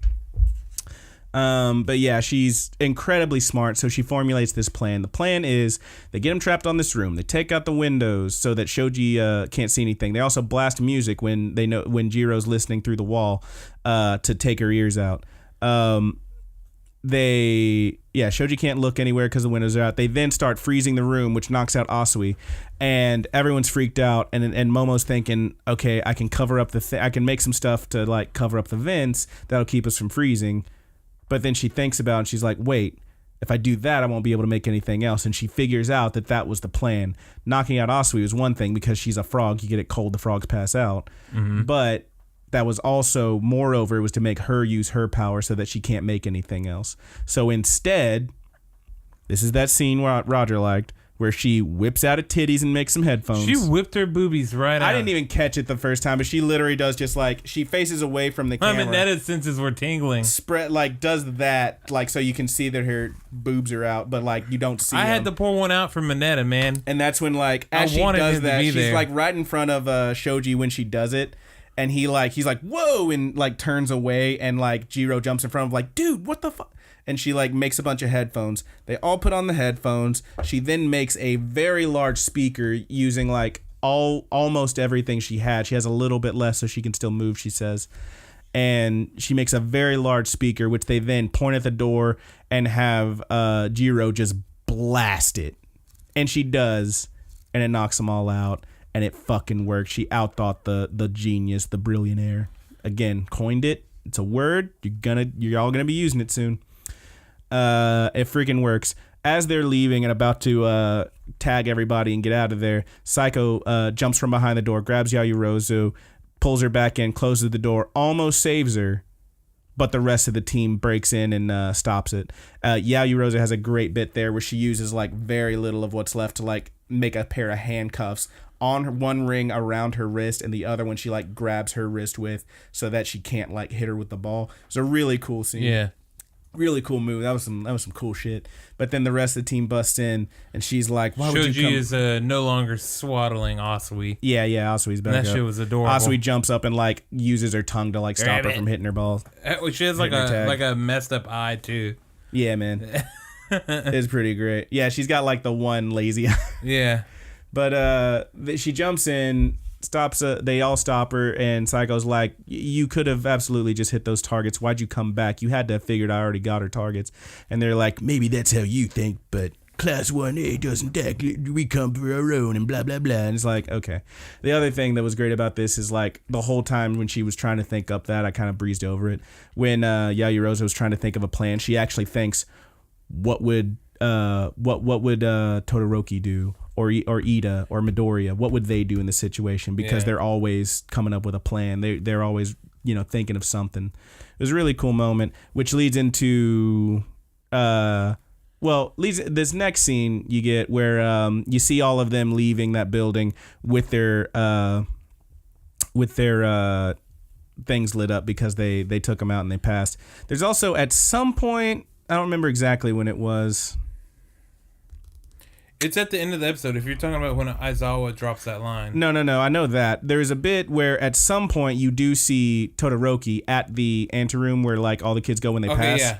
And you see that other kid. It's right in between these sections. Yeah. Yurarashi like looks over at him and gives him this.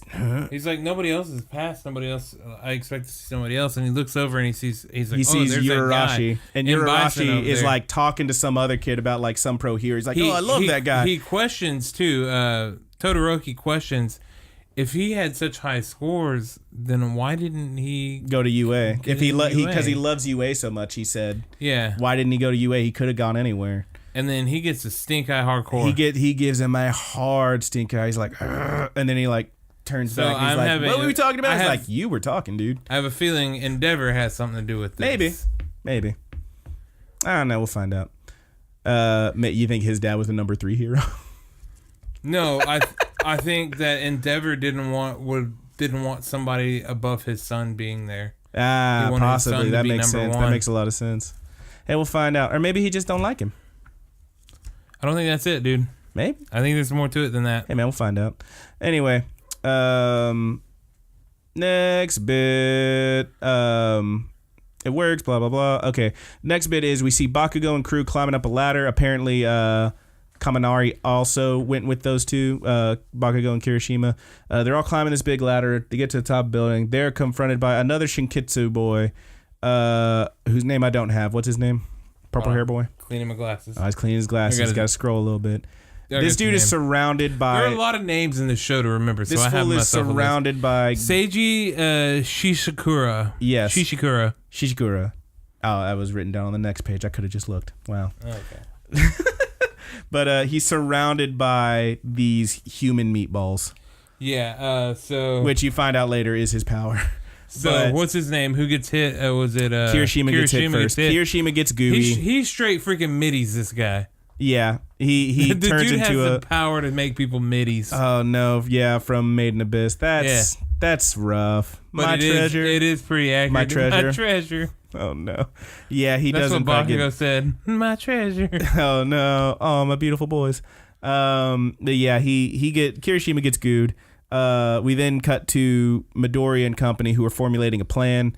And Eraser has a great speech here about Deku and Bakugo, how those two, even though they're so different, they're inspiring everybody, and they're coming up with all the plans. If they're not with them, they're inspiring everyone. They're not leaders. They're not the most powerful members of the team. But they're always, every single time, at the center of whatever is happening, and they inspire everybody to be better. I love that line because he says even if they're not there with them, they're inspiring everybody, which is absolutely accurate. We saw Yaoyorozu come up with that plan, take them out, because she was thinking like them. Yeah, she was thinking. That was really cool. Route. She was thinking, what would Midori do? What would Bakugo or any of them WWMD, do? dude. Really cool. We're gonna make them bracelets. We're gonna sell them on Etsy. Not gonna happen. You're a fool. Out in episode 56, last one for the day. 56, Rush.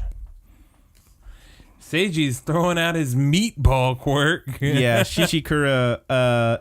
You find out his perk is meatball. He can manipulate flesh. So for other people, he can just turn them into these gooey meatballs, which is fairly horrifying.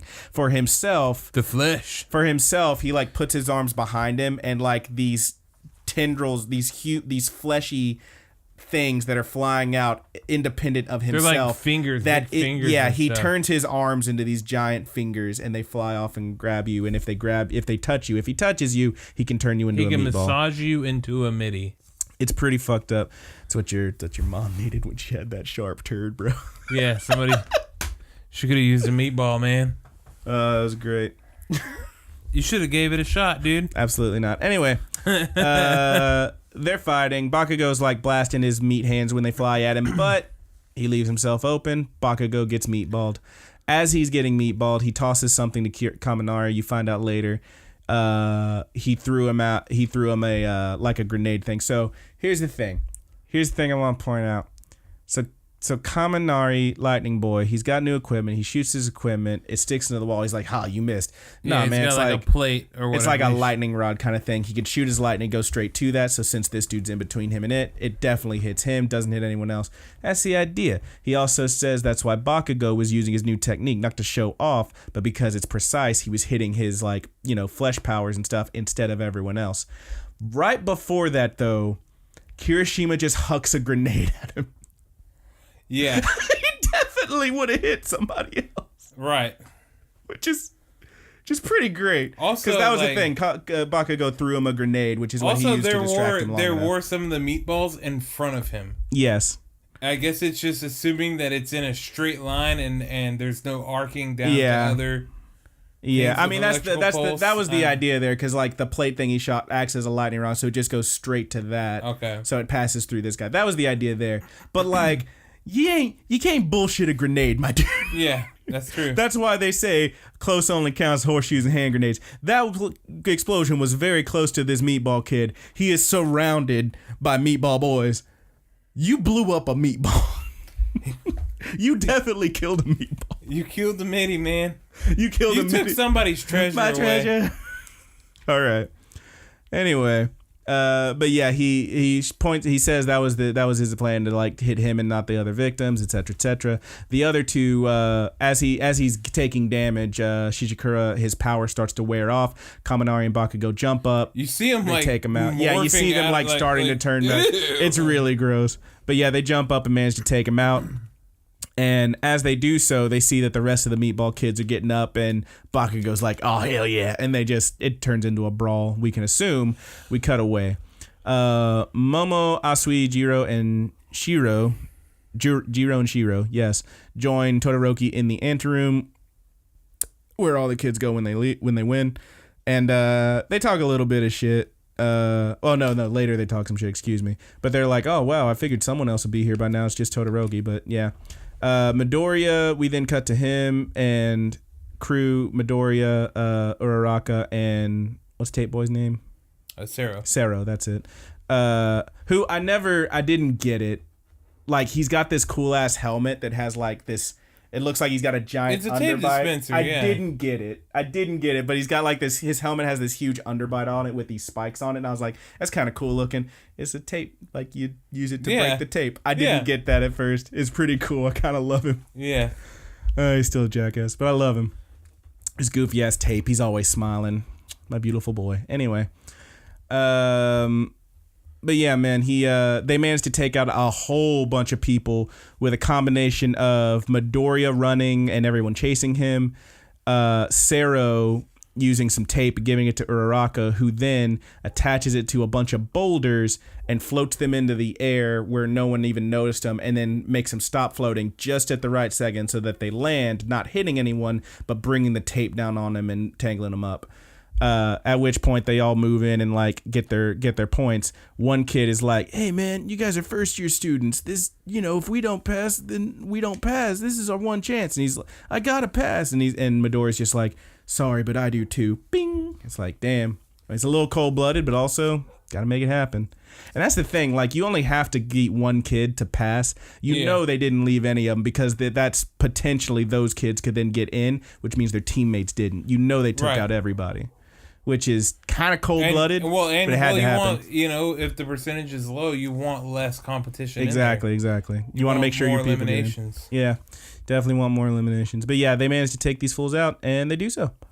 They get their hits. Ida runs into Aoyama. You see him for a second, and Ida's beautiful glasses. Beautiful glasses. Ida's just kind of running around, and he sees Aoyama just like kind of cowering.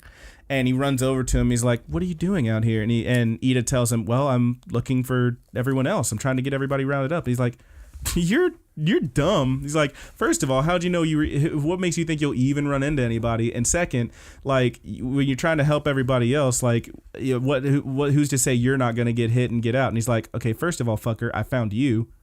All right, point." And then he says, "But second, if everyone else passes, then that's good. I mean, I'm the class rep. I need to make sure that everyone does as good as they can. If I'm distracting them, all the other teams, and they're going after me, then that's a chance that they can run up on them." So he's fine with it, which is pretty cool. Good guy, Ida, trying to be a good guy. We then see Bakugo and crew run into Midoriya and company. That's how I wrote it down. As they get to the anteroom, everybody's like pretty cool with it. Midoriya's kind of nervous. He's like, "Oh man," because he sees Bakugo moving his way, looking all angry. He's like, "He's about to talk that shit. Oh, he's about to talk that shit." He's like, "Oh, he's been pretty easy on me lately, but I just know he's gonna talk shit." And Bakugo's just like, he tells him, "Not surprised you got through with that quirk of yours." And he's like, "Huh?" And he says, "Looks like you've made that borrowed power your own." Yep. Which is pretty great. Because he did. That is what he told him again before.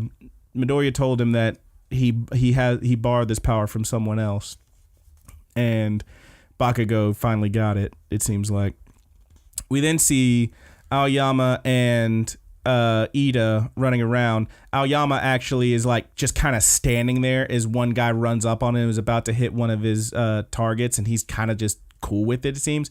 But Ida grabs his cape and pulls him away at the last second, which is pretty funny because he's just like whoop, and he's like flying behind him. And they keep running. Aoyama tries to get Ida to leave him. He says he doesn't want to bring him down, and we get a shot of baby Aoyama, little baby Aoyama. So this guy doesn't actually have a quirk, does he? Nope. Stop. See, that's what I thought. Okay, I'm glad we're going to talk about this. We're going to talk about this. So Aoyama, you see little baby Aoyama, and he's crying. He's like looking up at presumably his parents, and he's saying, "Why am I so different?" And then he stops as you get cut back to them running, and Aoyama stops, leans back, does a little spider, or what do you call it? Like crab walk. He does a crab walk on his hands and feet, like leaning back, like arching his back so his belly's pointing up, and he blasts a laser into the air. And then we see a shot of baby Aoyama getting his belt that he always wears. Yeah. Okay, let's talk about this. I don't know if they've talked about it in the show yet. So possible spoiler, I guess.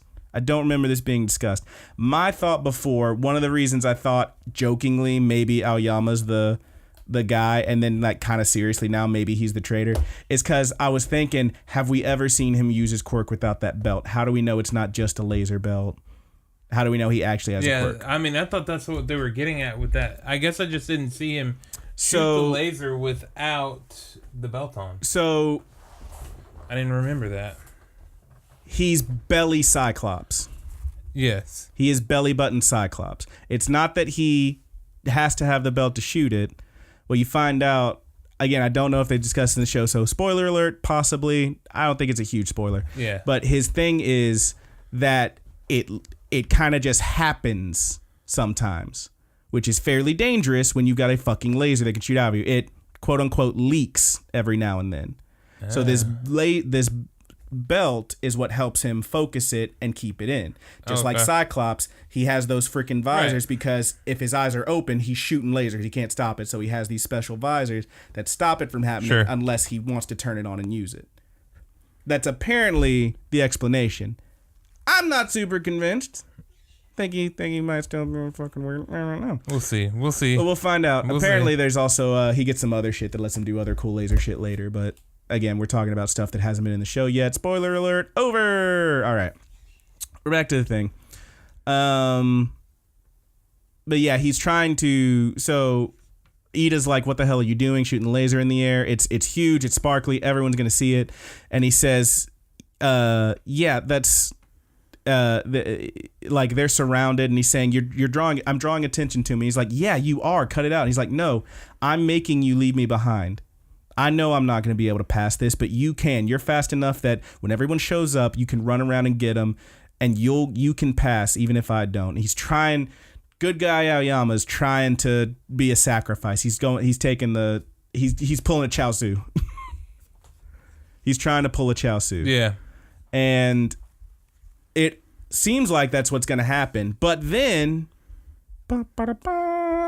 just a giant sticky balls. Nope, baby. A giant flock of birds out of nowhere. First. Yeah, there's birds, but then there's sticky balls, and then baby. Everyone else shows up. All the kids shows up. They were all separated, but they saw that laser. They ran in, and all of Class 1A is running in, having a field day, taking these kids out. And the count's getting lower and lower and lower. And everyone, Invisible Girl gets a tag. There are only 11 left. Mineta gets a tag. There's 11 left. There's 10 left. There's 3 left. There's 3 left. The only people who haven't passed from Class A are Aoyama and Ida. And then we see, bing, there's only 2 left. Cammy, wherever she is, managed to sneak up on someone, knock him out, and got her I think she clear. vulched them. I think she vulched those kills from 1A. No, she was like, when they show that clip of her, she's like in the cityscape or whatever. Oh, she in the city? Okay. Yeah, or like in the industrial area maybe. I don't remember, but she's like not there in the rocky area. I thought the people she got were tied down with sticky balls. No, I don't think so.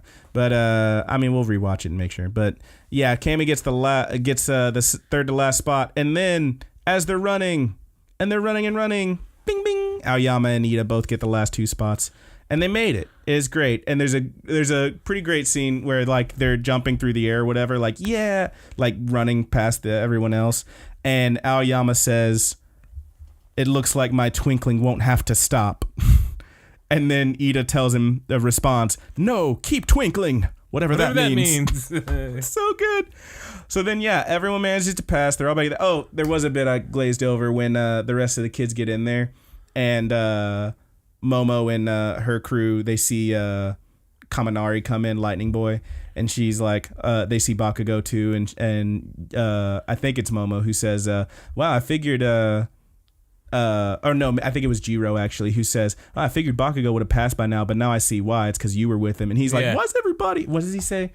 Why's everybody, he says something funny. Something about dragging me. Why's everybody dragging me? Yeah. It's pretty great. Anyway, but yeah, they all pass. Everybody passes. They all get to the room. It's really great. Yay, the whole Class 1A got through this first round. They are part of the 100. 20 out of the top 100 are from Class 1A UA High, as well as most of Shinketsu. Meatball Boy for sure is out. We know for sure Airboy and Cammy got in. Don't know about Fur Baby. Don't know about Cousin It. I can't imagine, maybe. And we also know that for sure the kids that we saw earlier from, was it Ketsubutsu? Those 4 also got in. Telescope Girl, Earth Guy, Rock Guy, and Boomerang. They all got in too. Beyond that, who gives a shit? We don't know the rest of them. Haven't seen their names. Don't give a fuck. Maybe we'll find out later. But also, fuck them. Yep. They're not part of my beautiful boys and babies. My beautiful babies. And that's the episode, buddy. That's the episode, except the very last thing we see is that Miro guy, Mira, whatever his name is, saying, all right, time for the next test. And then you just see all those buildings where a lot of them were just fighting. Boom, boom, start exploding and collapsing. And he says, all right, it's a rescue mission. You got to get out there and find the rescue mission. Find the civilians that are trapped in these buildings, etc., etc. And that is the episode. It was good stuff. Yeah. I really like this patch of episodes. Yep, me too. I'm a little bit louder. My voice is back. Need some more tea. I'm ready to charge up some new episodes and do the next 3. I can't wait to see what happens. But yeah, so remember next week we're going to talk about the first 4 episodes of Hinamatsuri, and then we're going to do 2 more of our episodes of Hinamatsuri, so we're going to cover all that show. Yep. And then by then we'll have 3 episodes built up for MHA, talk about those 3, and we'll get right back into it. I can't remember if Hinamatsuri is one word or not. I think it's one word. I'll find out. It's either 1 word, 2 words. It's actually 3 words. Hinamatsuri. No. Hinamatsuri. Okay, it's 1 word. Hinamatsuri. Hinamatsuri. So watch up the first 4 of those good buddies, and we're gonna go over that next week. But hey, let me ask you something, good buddy. What's that, bud? What'd you watch this week? What did I watch? I watched a couple things. For sure, I watched that new MHA, which you just talked about. I did watch. It was recommended to us. Can you pull up the Good Buddies page, or was it on the Waco Anime? Whatever it was. Yeah, it was on the Good Buddies universe. It was on Good Buddies universe. It's from my good buddy Aaron Rivera. And shout out to Aaron. Yeah, he's Evil Laugh Gaming on YouTube. So look him up. I saw you. He has an amazing voice. I saw you put him on your favorites or something, like that video on like I got a Twitter notification like I put a thing on my favorites on YouTube. Yep. You fucking dork. But man. He's a good guy. Yeah, he's got a channel. Check him out. Evil Laugh Gaming, Aaron Rivera, he's cool. He recommended a thing to us, which I didn't realize. I was like, oh man, this looks amazing. And I checked my watch list and it was already there. And I was like, oh, damn, I must have seen this and not watched it yet. So I watched the first episode of it. It's so funny. That's a grade A recommendation. My dude What is the name of this show? It's called Asobi Asobase. Okay, that's the name of it. Okay, so because the tag on it says Crunchyroll is with Asobi Asobase. Yeah. Something like that. Asobi Asobase. They say it like really fast. I'm definitely going to check it out, dude. It's got them faces. It's so funny. It's got this girl. So funny. She's straight up got Sailor Moon hair going on here. Yeah. Well, that's the thing, and that was. Yeah, dude, it's so freaking funny. Can I tell you like my favorite bit from that one? Yeah. And like the whole thing, I was telling Roger, it kind of reminds me a little bit of Pop Team Epic, but like less crazy, which I think is very good. It's slightly more grounded, but only slightly. It's still freaking amazing and hilarious. And I can't wait to watch the rest of it because I'm going to freaking pile on the show. I think there's 8 episodes out now. I can't imagine. I don't know how long the series is or whatever, but I love it so far. But there's a bit in this freaking show. This is my favorite part from that first episode. Freaking the girls have like started a club or whatever. They are in the classroom in a little kiddie pool. And they're like splashing around, having a good time toward the end of the episode. And there's water spilled on the floor. And the principal is walking by the classroom outside. They're all in their swimsuits in there. He's walking by the classroom. And he says, oh, and he sees water coming out from under the door. And he's like, he knocks on the door. He's like, hello, there's water. And they're like, ah, and they're all freaked out because they don't want him to come in and see him in their swimsuits. They're like, don't come in. He's like, well, I feel like I should. There's water. And he says, where'd this water come from? And one of the girls says, don't worry, I got this. One of the girls is named Olivia. She says, Olivia couldn't hold it in. And he's like, and like she's embarrassed. He's out there like, and he's got this look like he doesn't believe him. And I swear to Christ, it starts playing like that, like the jazzy music. And he looks down and he sees what is unmistakably the shadow of Conan Edogawa, and he's like, no, I need to get to the bottom of this. One truth prevails. And he kneels down, touches the water with his finger, and then goes, I tasted it, and it's just water. And they're like, why did you do that? Because it could have been pee. But, like, the fact that he's straight up, it's playing the case closed music, and he sees, like, little baby Jimmy Kudo. That sounds great, dude. I wish funny. I would have told you not to tell me about it. Oh, dude, you're still gonna shit yourself laughing. This whole show's amazing. You love those goofy ass faces from like GTO. Yeah, it's got so many goofy ass faces. You're gonna shit yourself laughing, dude. I can't wait, dude. This show's amazing. Wait to watch it. I also watched another thing, but I think you watched it too, and we're gonna talk about that. So why don't you tell me what you've been watching, buddy? I caught the new episode of MHA. This week was another kind of tough week, like last week. I've been kind of nonstop with stuff. Trying to get mom all set up and working and twerking, man. Yeah, man. By the end of the day, I'm just freaking exhausted and wiped. I caught MHA and I caught Hanibado. Let's talk about it. Let's talk about it because I said we needed to talk about it. The moment that I watched it and you hadn't watched it yet. I had not watched it yet. What the hell is a Weiwei, sir? First of all, a Weiwei is some kind of I guess spoilers if you haven't been watching this show. It's great. You should really check it out. We went from Weiwei is apparently the one girl Hanasaki, she gets all upset at the beginning of the episode because on her little gym bag where she keeps all her badminton stuff, she has a little charm on the zipper of it that broke when she was zipping it up. And it's a little whale that wears a funny hat, and he broke so that he's not wearing the funny hat and he's loose. And she starts crying. She says, "My Weiwei, my Weiwei," and everybody's like, "Oh God!" It's a little charm.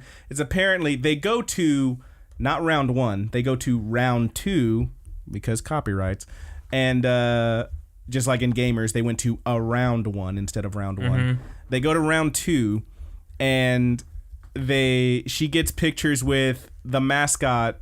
Of the time, it's like this place's mascot. It's like Mickey Mouse or something for round 2. Yeah, which is like this Jeffrey goofy, the giraffe. It's a goofy ass whale Stupid shark looking whale, dude. It's a little whale shark whale thing. It's really cute and round, and it's apparently fluffy, even though it's a whale. So we come off the tail of what I think is the best episode of the series. They start answering some stuff. And then we spend 3/4 of our episode of the next episode with Weiwei.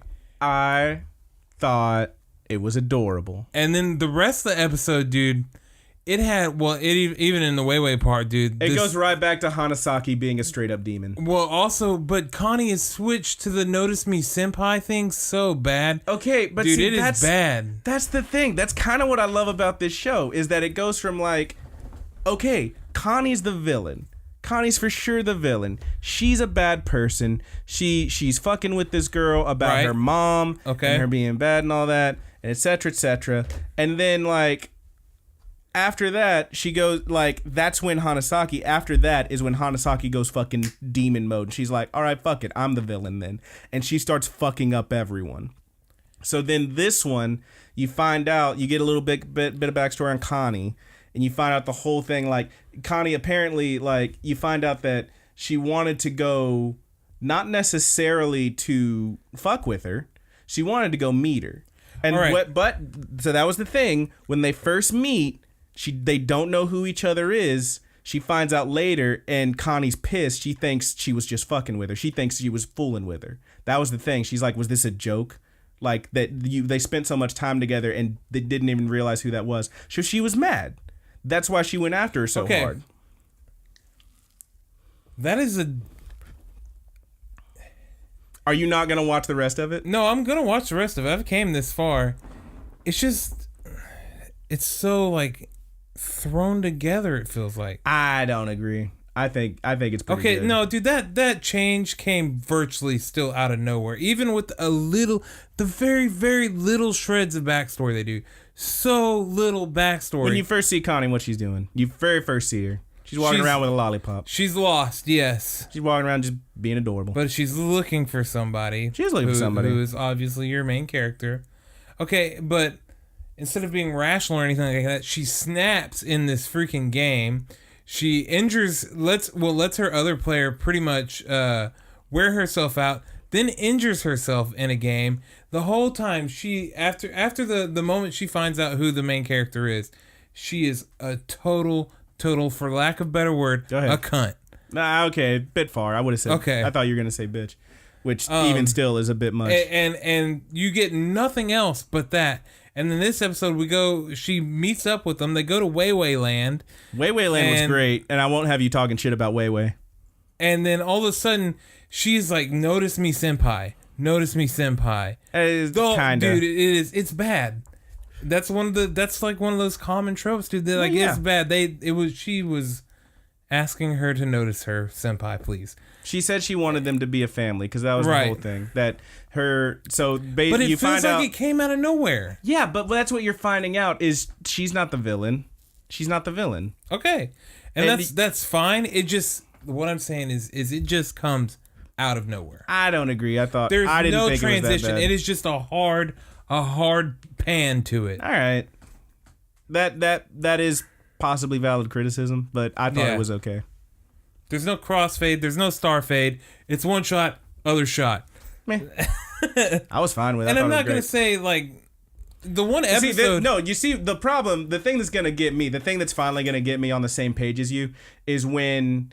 Because right now, Hanasaki is clearly the villain. She's acting the villain part, rather. The closest thing you can say this person is the actual monster of the show is Mom. Right. So when if they inevitably turn around and say, turns out Mom was cool, actually, that's when they'll lose me. If that happens. If they try to do that, what they did with Connie with Mom, you left your daughter and didn't say anything. Yeah, and that's when they'll lose me if they try to make her out to be, oh no, she was okay the whole time. And they're going to do that, dude. If they do it, I don't see how they can, but if they try it, that's when they'll lose me.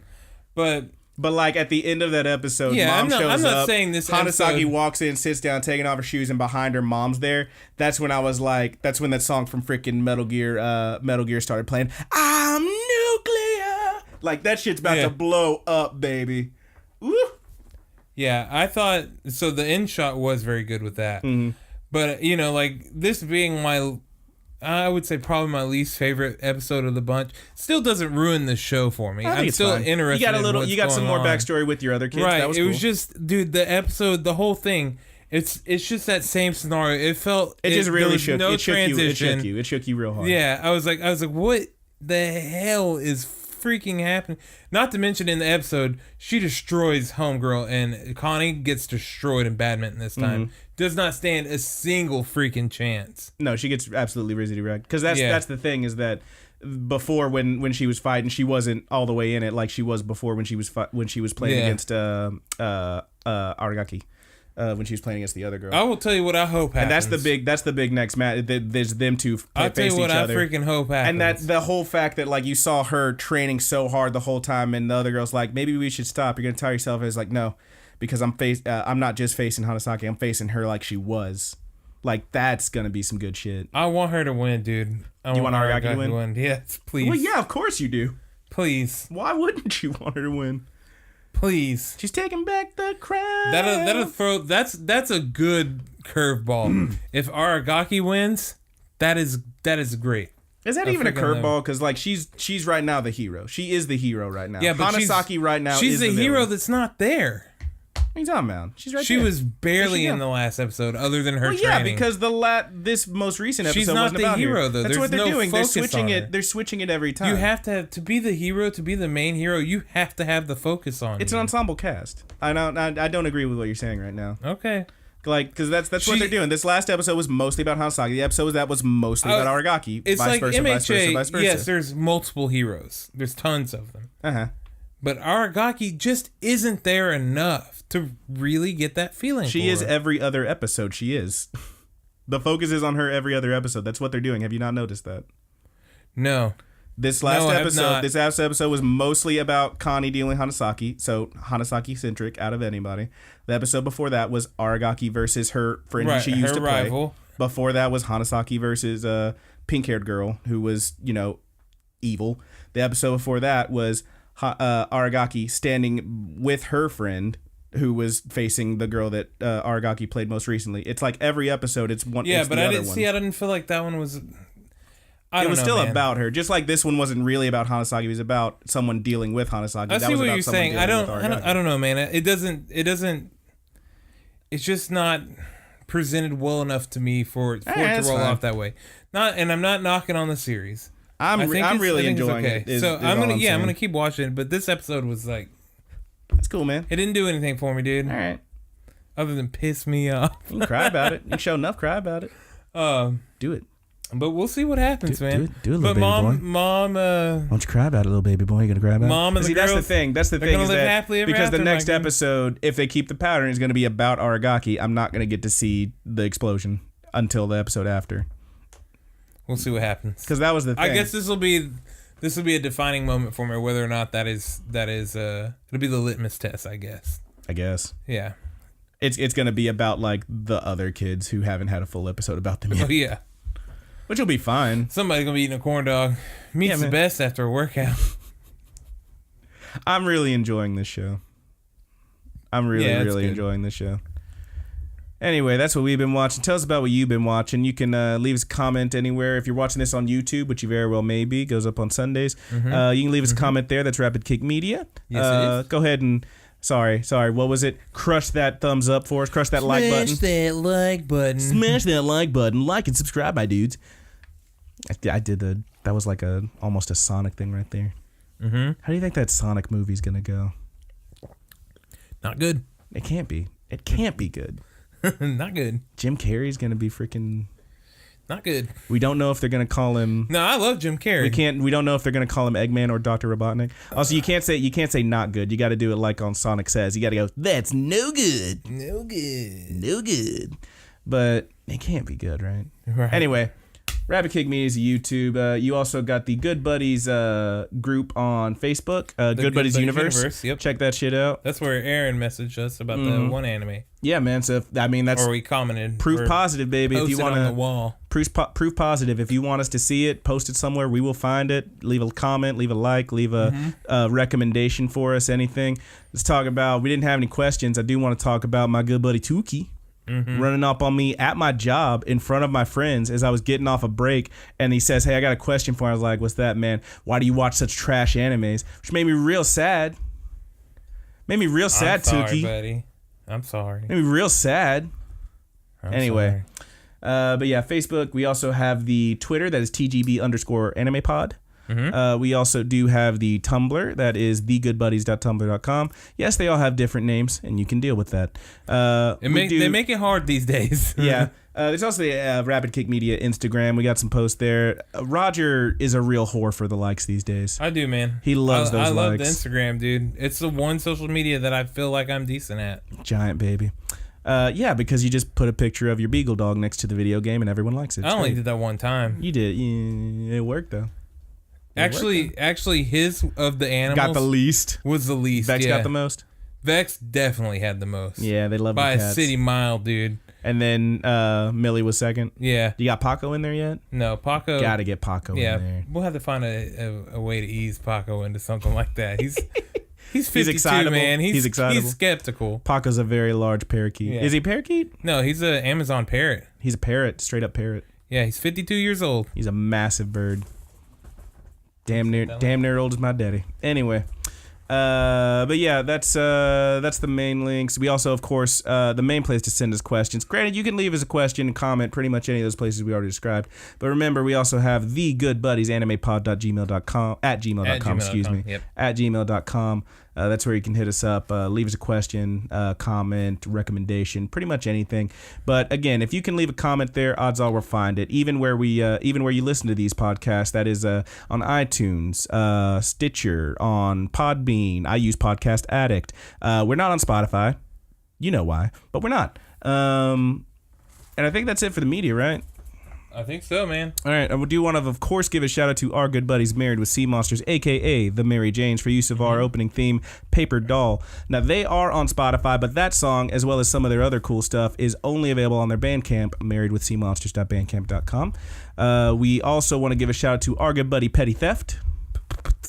That's 2 P's at the beginning, 2 T's at the end, Petty Theft, who you can find under Petty Theft, Petty Theft, on what is it? SoundCloud and Twitter. Yeah, SoundCloud, Twitter. He's probably some other places. Hit that fool up. He's got some cool stuff. Yeah. For our closing theme, which we are still calling Sweet Anime Dreams.